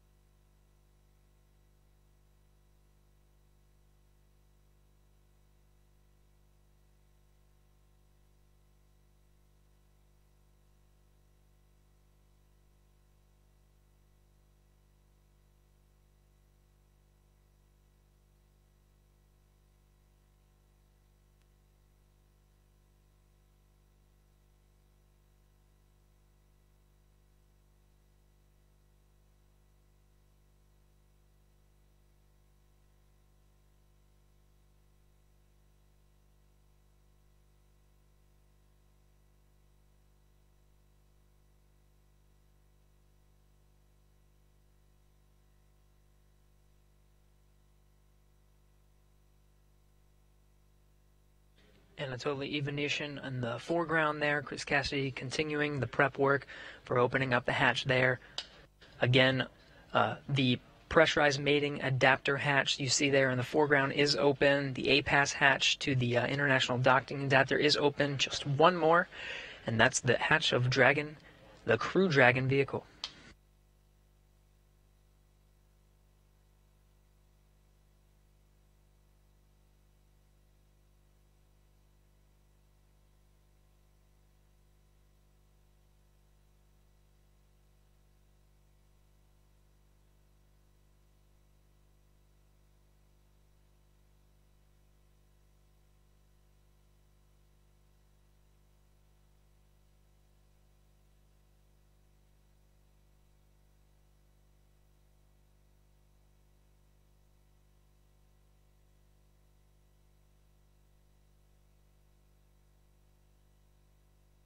Station, space to ground 2, station is ready for Dragon hatch equalization.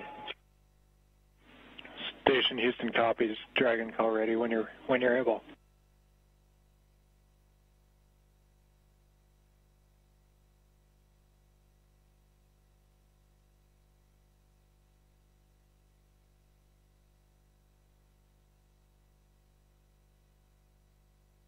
Houston Dragon, go ahead. And Dragon Houston, just looking to confirm that you're ready for hatch equalization.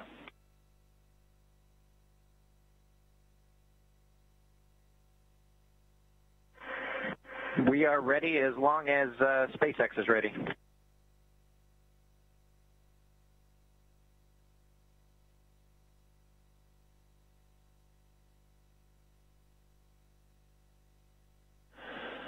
Okay, station and Endeavour, stand by for equalization. We're putting it in work. Expected equalization time, 4 minutes.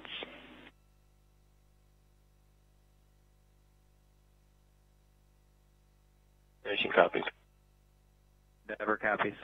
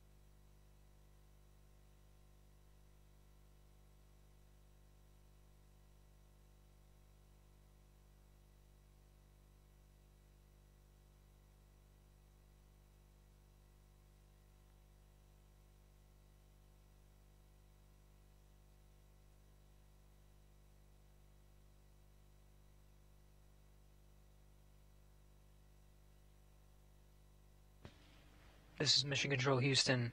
We're continuing to equalize the pressure of that last hatch. Behind that hatch is Bob Behnken and Doug Hurley aboard the Crew Dragon spacecraft. We are moments away from opening the hatch and welcoming them aboard the International Space Station.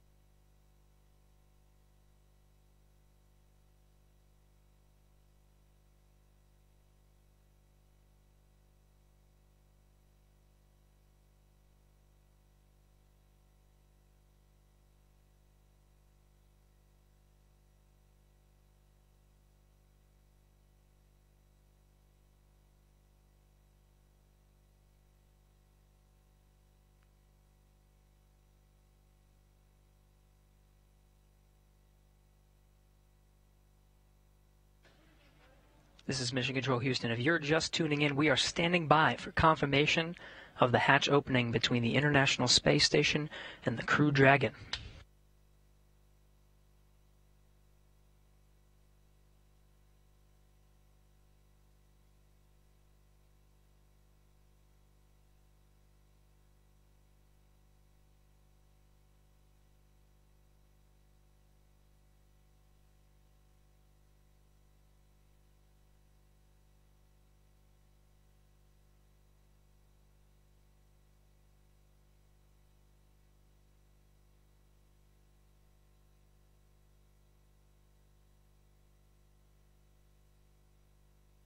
There's the hatch to the Crew Dragon.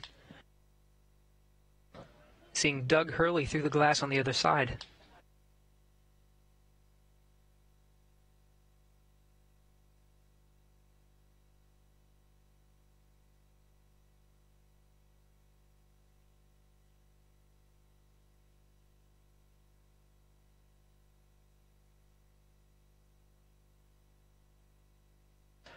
And there's Bob Behnken.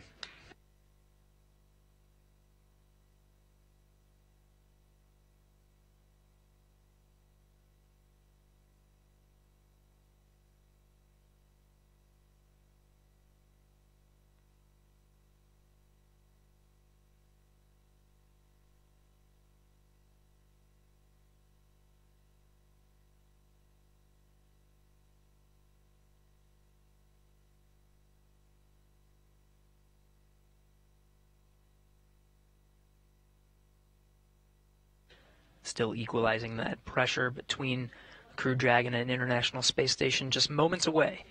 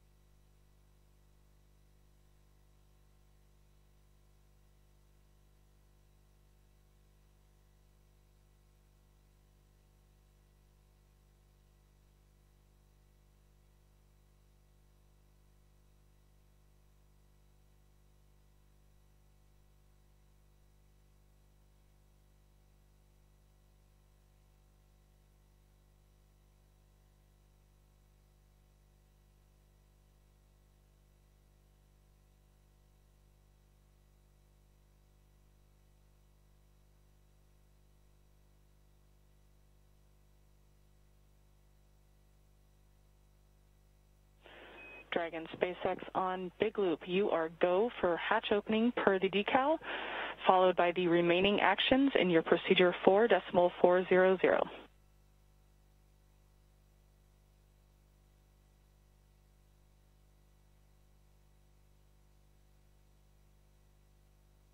Dragon copies, go for hatch opening and remaining steps in 4.400.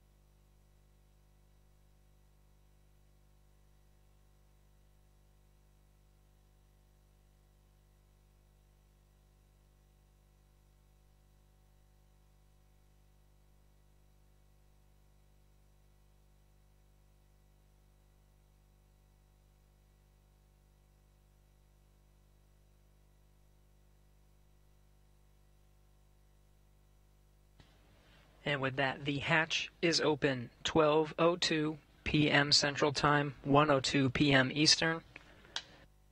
Bob Behnken and Doug Hurley opened the hatch to the International Space Station after launching from American soil on a U.S. vehicle for the first time in 9 years, the first time ever for a commercially built spacecraft.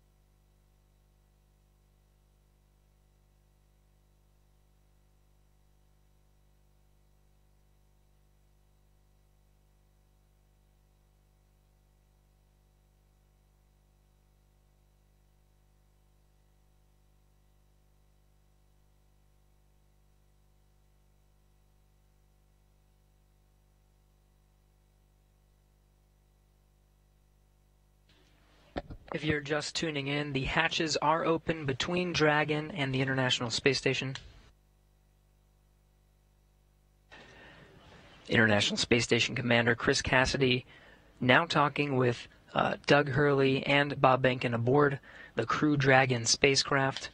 That hatch open at 12:02 p.m. Central, 1:02 p.m. Eastern.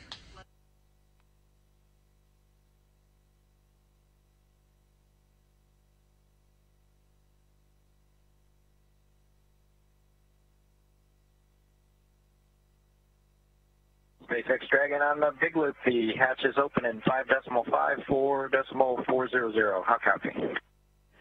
I copy. Hatch is open. Great to hear. Thanks.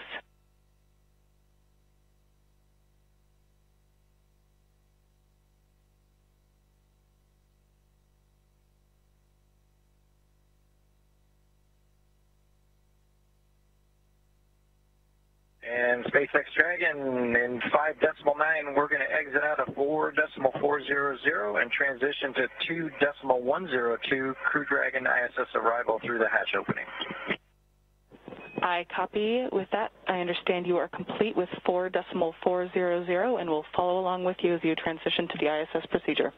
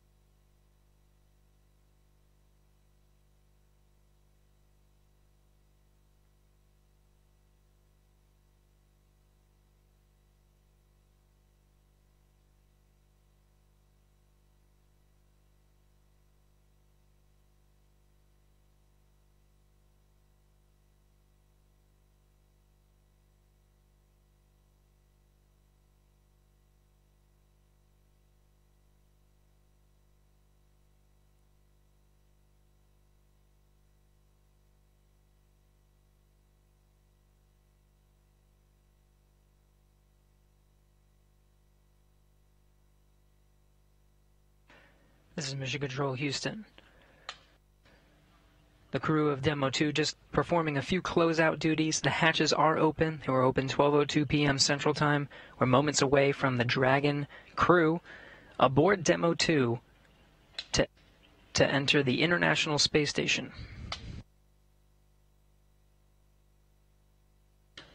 It'll be the first time that Americans will enter the International Space Station on a rocket launched from U.S. soil, built by an American company. The first time ever Americans will enter from a commercially built spacecraft.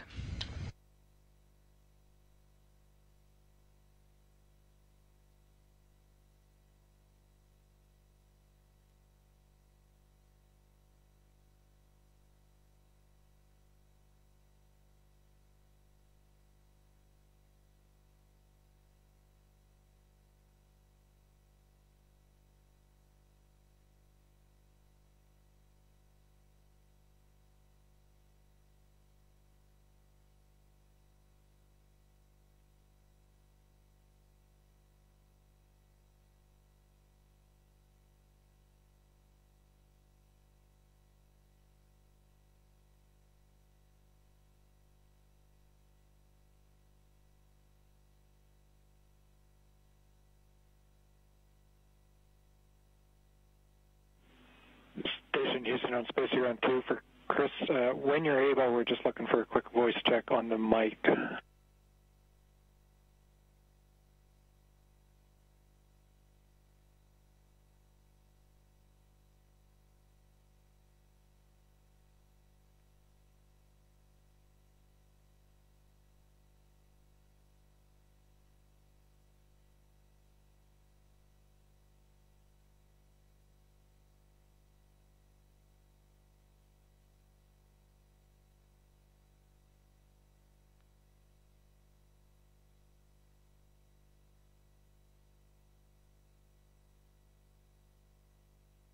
Station Space Ground 2, go ahead.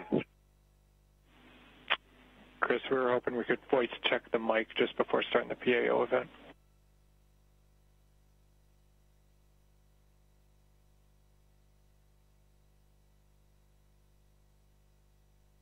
Okay, copy that.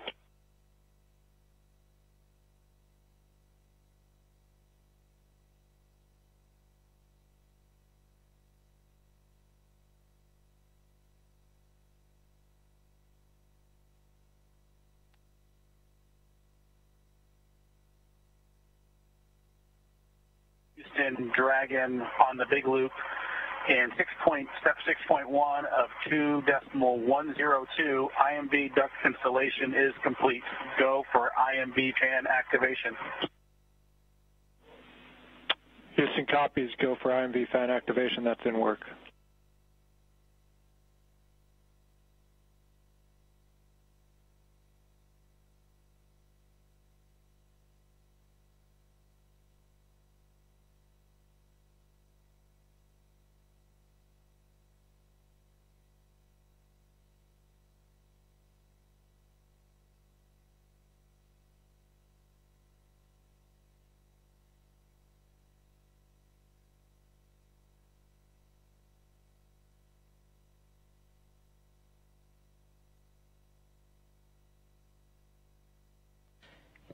If you're just tuning in, you're getting a live look.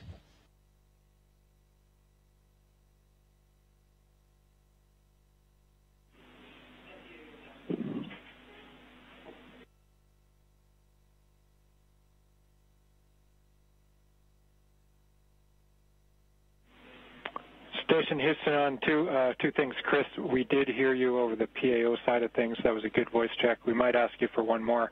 And then for the Dragon crew, you also have a go for 6.3. That's opening the location 23 and checking for debris. Dragon copies 6-3 and work.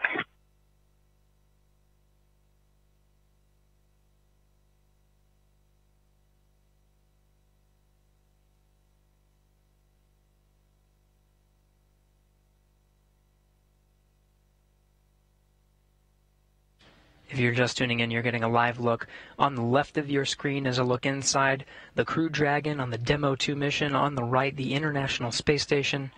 Bob Behnken. Dragon on the big loop. We are ready for 6.4 and section 4 of the LIO instructions.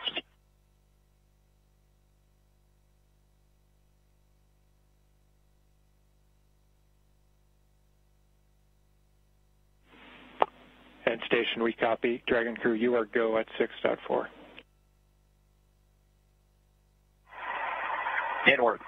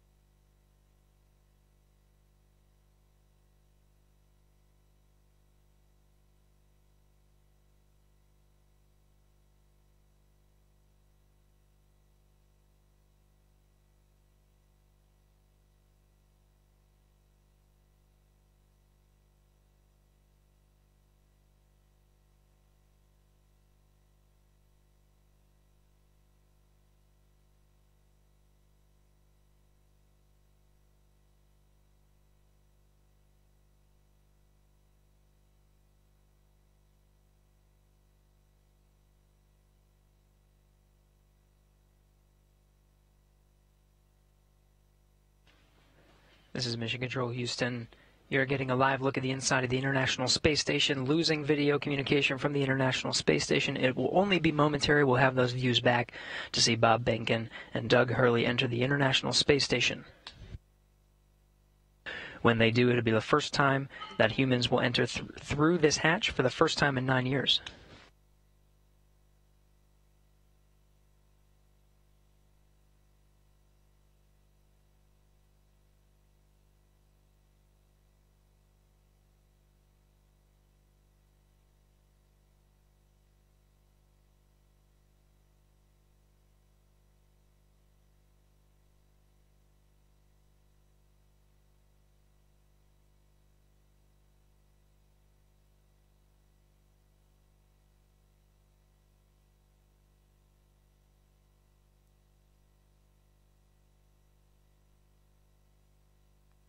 Dragon, so we had to had to load the procedure from my iPad and hand it in to them, so that took a little longer.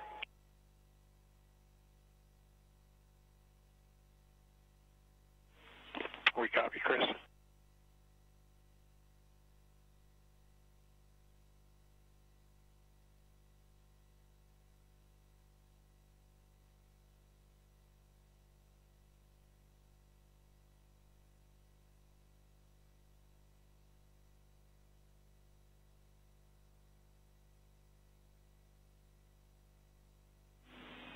Station Houston on 2 for Chris. When convenient, PO requests an additional voice check through the mic.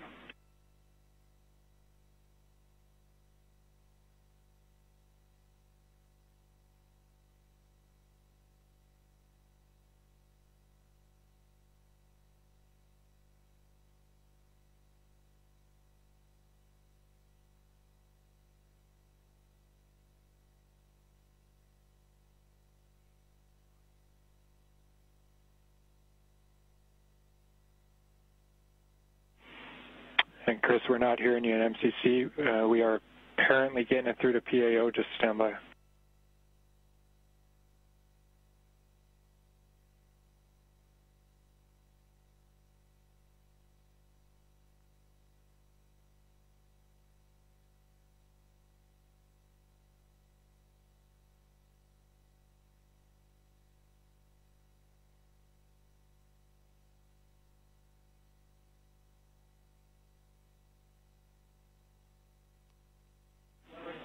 Chris, PAO is working comm reconfig. I'll call you if we're ready for another check.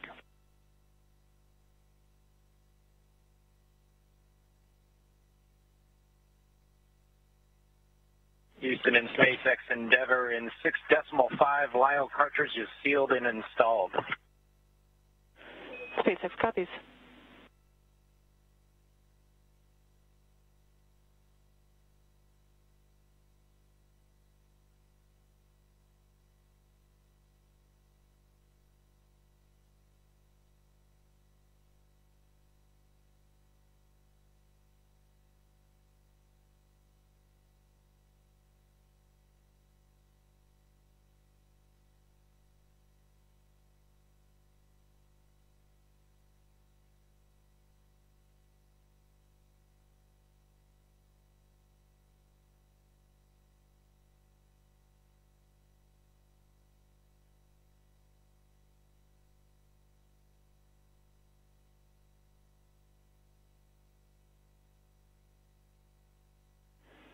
Station Houston on 2 for Chris. We wanted you to confirm that the mic is in channel 1. It needs to be in channel 1. A thought here is that it could have been bumped over to 2.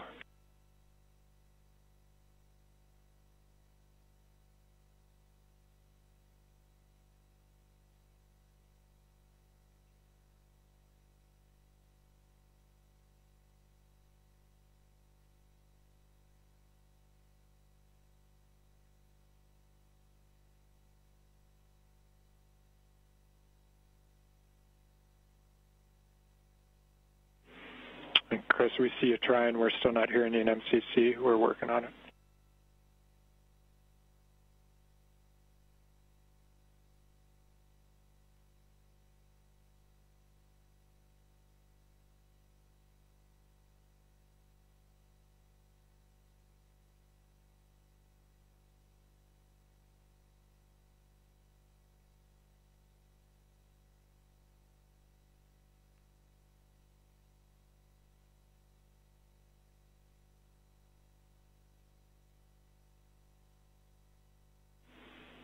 And Chris, nothing in MCC. We see you trying. The word here is that as long as that is in channel 1, any problems past that point are on our end, so we're looking into it. We'll be right back to you.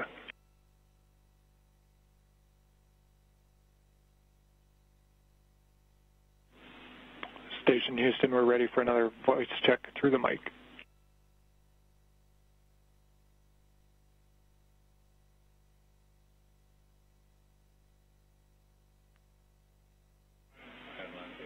Station Houston, we have you loud and clear through the mic. Thank you.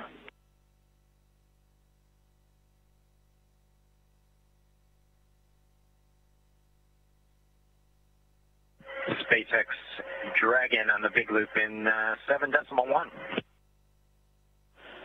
SpaceX here.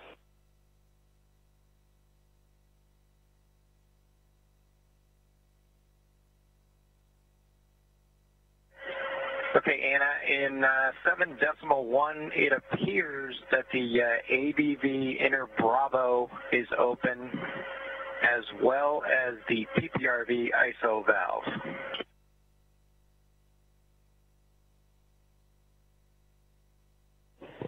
I copy that ABV inner Bravo appears to be open, as well as PPRV ISO valve.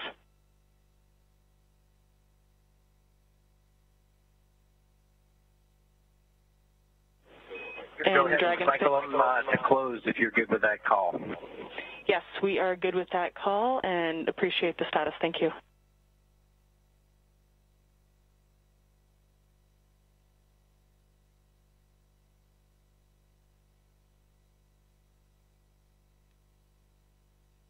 This is Mission Control Houston. If you're just tuning in, hatches were open at 12:02 p.m. Central Time. We are moments away from Bob Behnken and Doug Hurley entering the International Space Station.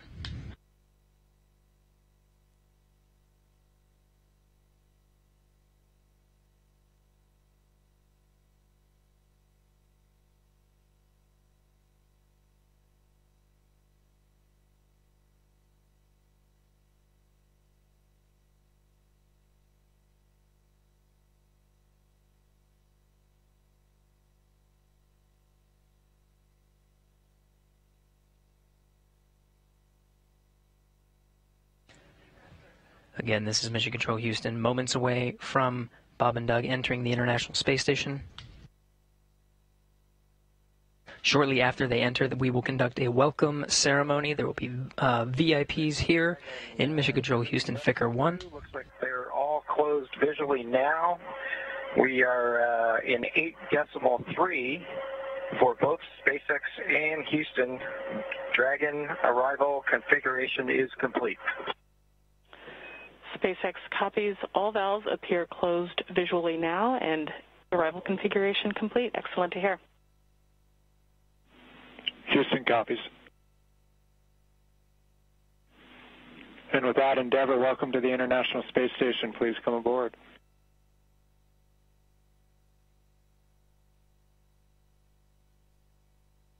Endeavour copies with pleasure. We'll be there in a second.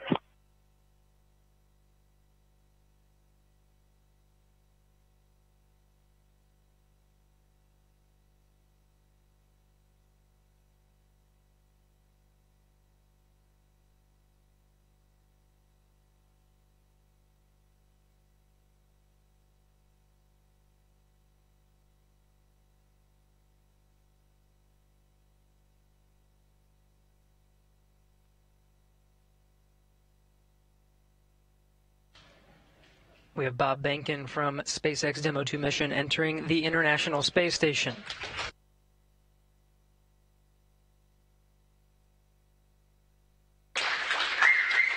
Followed by Doug Hurley.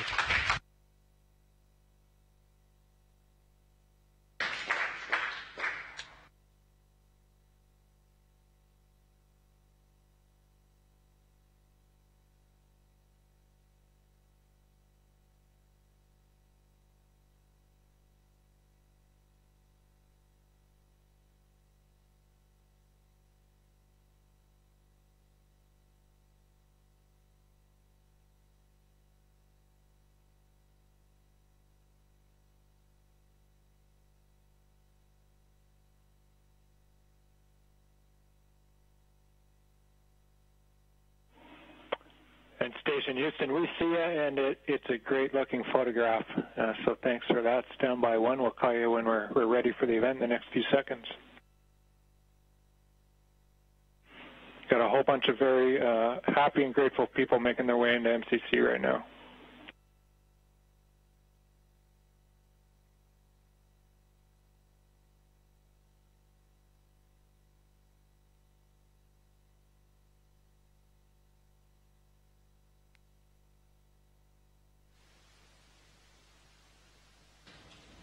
Demo 2 crew now aboard the International Space Station. They entered at 12:22 p.m. Central Time.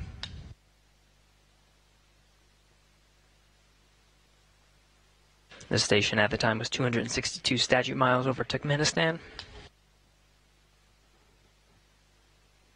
Crew all gathered in front of the cameras at the Node 2 forward end of the International Space Station. Just behind them is the hatchway to the Crew Dragon on this Demo 2 mission. We're standing by for a welcome ceremony. We'll have VIPs here in Mission Control Houston ready to greet the crew.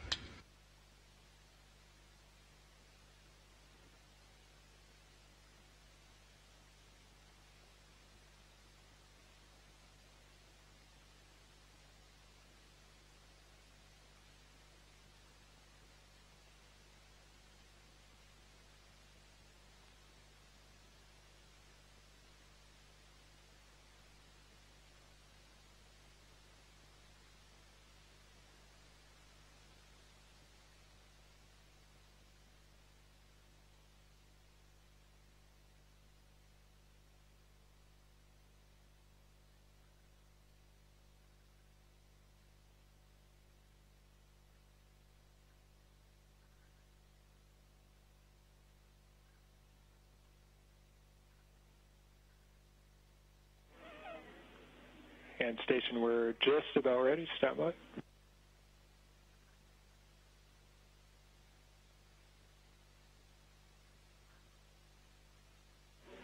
All right, station, it's Houston on Space Ground 2. Confirm that you are ready for the event.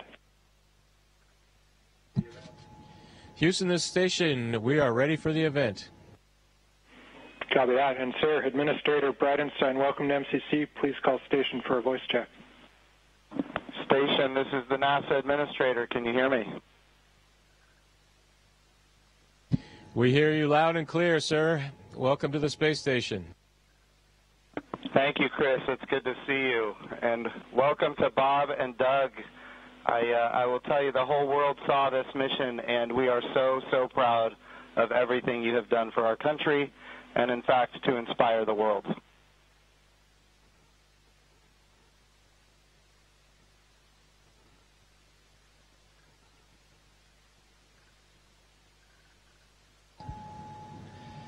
We sure appreciate that, sir. It's obviously been our honor to be just a small part of this. We have to give credit to SpaceX, the Commercial Crew Program, and, of course, NASA.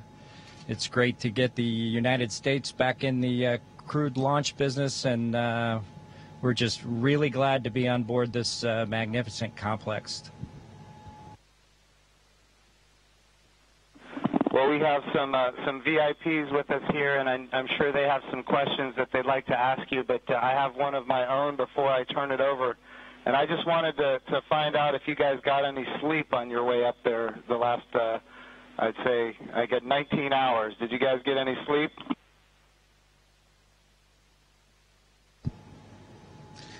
Yeah, I think a lot of folks in Hawthorne were asking the same question, sir, but we did get probably a good 7 hours or so opportunity for sleep, and I did succeed at sleep, and Doug did as well. So the first night is always a little bit of a challenge, but the Dragon was a slick vehicle, and we had good airflow, and so we had an excellent evening, and just excited to be back in low Earth orbit again. Amazing. Well, one of the people that is here with us today is Senator Ted Cruz, and of course he's a huge advocate of America's space program, and he's been somebody who has helped us so much as we transition from one administration to the next administration. And the reason missions like this can have success is because of continuity of purpose. And Senator Ted Cruz was a leader on a bill called the NASA Transition Authorization Act. And because of that, we have had a lot of political support, and we're very grateful for his leadership. Senator Cruz, would you like to say a few words? Well, congratulations, gentlemen. The eyes of the world are upon you, and everyone is proud of you. All of America is watching you, and today and yesterday represent big, big days. We're looking at a decade since we've had American astronauts launched on an American ship from American soil. And I can tell you, I sat with my wife and kids in our living room watching on TV yesterday, and I suspect we did what just about everyone watching did, including both of you. We just held our breath as it took off. And we're glad to see you've landed safely. We're glad to see you've docked. And so let me ask you, that Dragon is an amazing vehicle. How does she handle?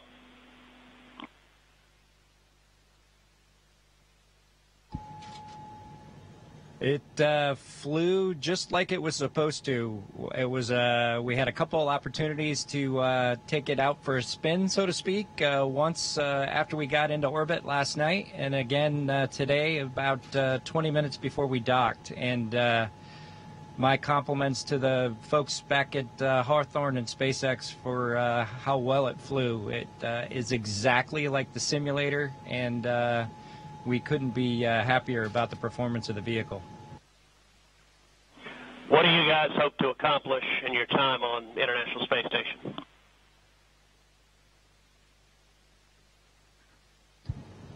Well, while we're on board the space station, of course, with the new spacecraft, we do hope to put her through her paces, and so the good ship Endeavour is going to get a lot of checkout over the next week or two here.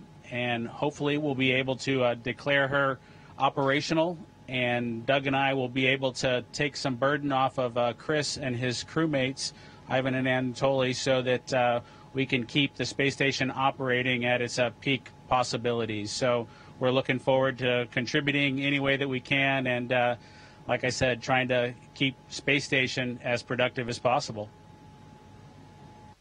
As a country, we're in the midst of a tough week. We're seeing protests, we're seeing a lot of anger, we're seeing violence.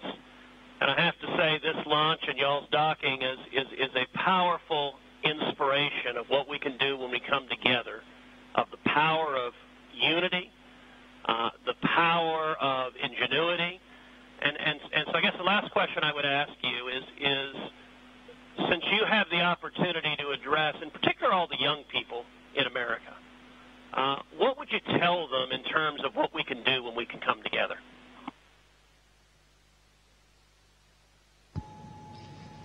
You know, that's a great question. 9 years ago, just about exactly 9 years ago, we docked with Atlantis on STS-135, the last flight of the Space Shuttle program, a 30-year program. And folks at SpaceX, folks at NASA, the Commercial Crew Program put their heads together and worked diligently year after year, making sacrifices, working hard, and then 9 years later, American launch capability was restored, and this is just one effort that we can show for the ages in this dark time that we've had over the past several months to kind of inspire especially the young people in the United States to reach for these lofty goals and work hard and look what you can accomplish. Thank you, gentlemen. God bless you. Thank you, Senator Cruz. We have another very special guest here that represents the Johnson Space Center. And, of course, it's my good friend from the House of Representatives, Dr. Brian Babin. And I want to be clear, he also was a big part of the NASA Transition Authorization Act, which gave us the continuity of purpose to make this happen today. So, gentlemen, here is Dr. Brian Babin from the state of Texas. Thank you. It's great to be with you guys.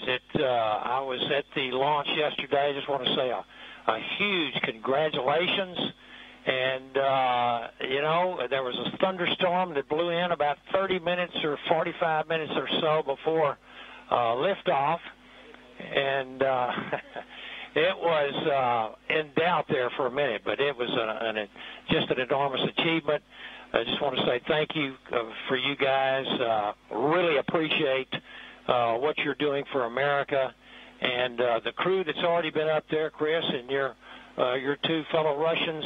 To give you a great big thank you as well. And I have a son who is a Navy SEAL, and I want to thank you for your service there too, Chris.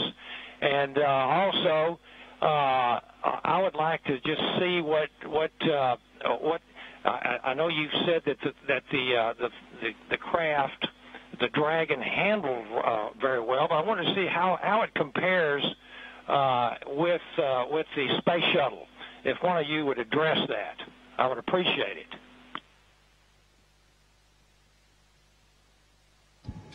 Well, thank you, sir. It certainly has been a long endeavor for us and our namesake spacecraft.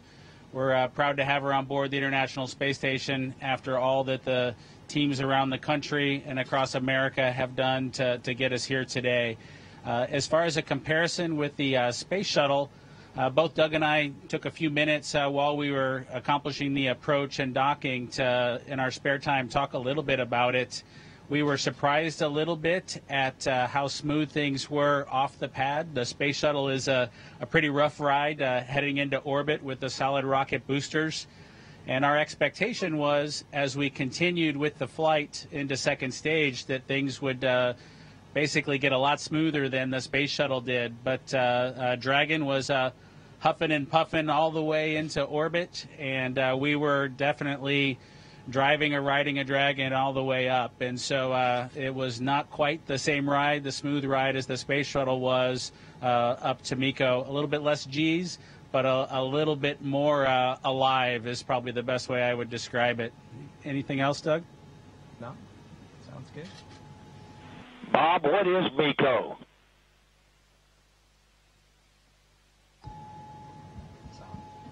Sorry, I have to apologize for actually using the term MECO. It's a little bit confusing between the space shuttle and the Dragon vehicle. So it's a main engine cutoff is what MECO stands for. Those happened at different times in flight for the two vehicles. For the space shuttle, that was when you were all the way in orbit. For Dragon, that was just a little bit after 2 minutes. And then we had the single engine cutoff for second stage when we achieved orbit. So that time under the single engine under Dragon with one engine was more of an experience than the shuttle was for that 6.5 minutes or so that we were under that second stage motor. Well, I would just like to say, in fact, Doug, did you have something you wanted to add there? I met your mother and father yesterday, Doug, and great folks. They're very, very proud of their son.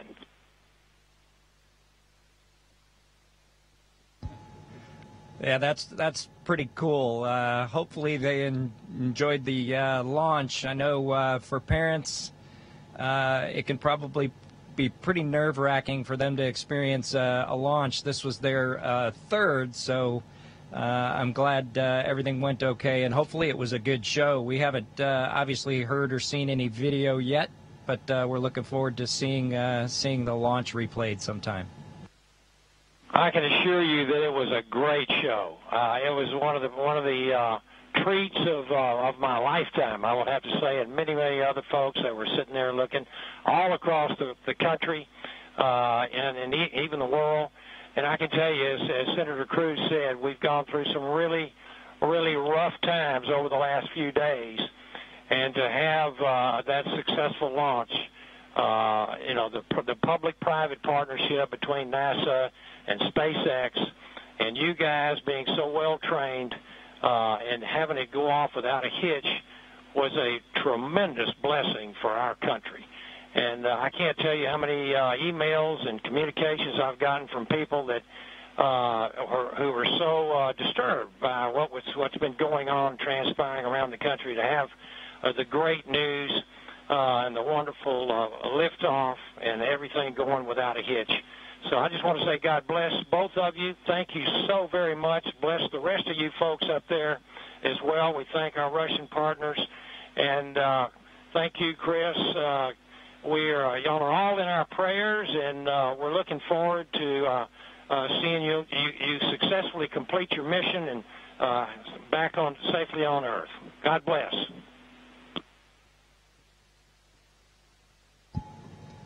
Thank you very much. Yeah, and just so you guys are aware, the show was, in fact, spectacular. The ratings on NASA TV beat everyone else. Not just some of them, it beat all of them, and that includes, just so everybody is aware, the whole world saw this. It trended #1 on Twitter. It was the #1 thing talked about on social media in general. This was an amazing moment, and it represents a transition in how we do space flight from the United States of America. NASA is not going to purchase, own, and operate rockets and capsules the way we used to. We're going to partner with commercial industry for access to low Earth orbit, and those partnerships are going to enable our providers to get customers that are not NASA and drive down our costs. And we're going to have numerous providers that are competing on cost and innovation and safety. And we're going to have more access to low Earth orbit than ever before. And this business model, now that it's been proven on commercial resupply of the International Space Station, now commercial crew to the International Space Station, this model is going to apply, and I know Senator Cruz has this near and dear to him, when we go to the moon. And, of course, when we go to the moon, it's going to be done because of the great people here at the Johnson Space Center and so many other centers across the United States of America. But when we go to the moon, we're going to land on the surface of the moon with commercial landers. And, of course, we're very proud of the Commercial Lunar Payload Services Program being managed right here out of the Johnson Space Center as well, so that we can take small payloads to the surface of the moon. And all of this is leading up to an amazing day where we have humans living and working for long periods of time on the surface of the moon, but doing it with a purpose, and that purpose, of course, is to go to Mars. Humanity is going to explore more and be able to go further than ever before because of the public-private partnerships. We all know that if the government is creating the demand and the government is creating the supply, we will always be limited. But when we have partners that are interested in exploring commercially and doing the things that are necessary, to get capital investment, then we're all going to end up better. So I want to just say the whole world saw this. This is a new era in human space flight, and we are so grateful for the service of not just our 2 astronauts that embarked on this mission, but the 100,000-plus people that participate in it, in this mission, everything from the suppliers to the main contractors, to the NASA team, the SpaceX team. What an amazing day for our country and, in fact, for the world. I'm going to turn it over for a second to my deputy, Jim Morehard, who's been a great deputy at NASA.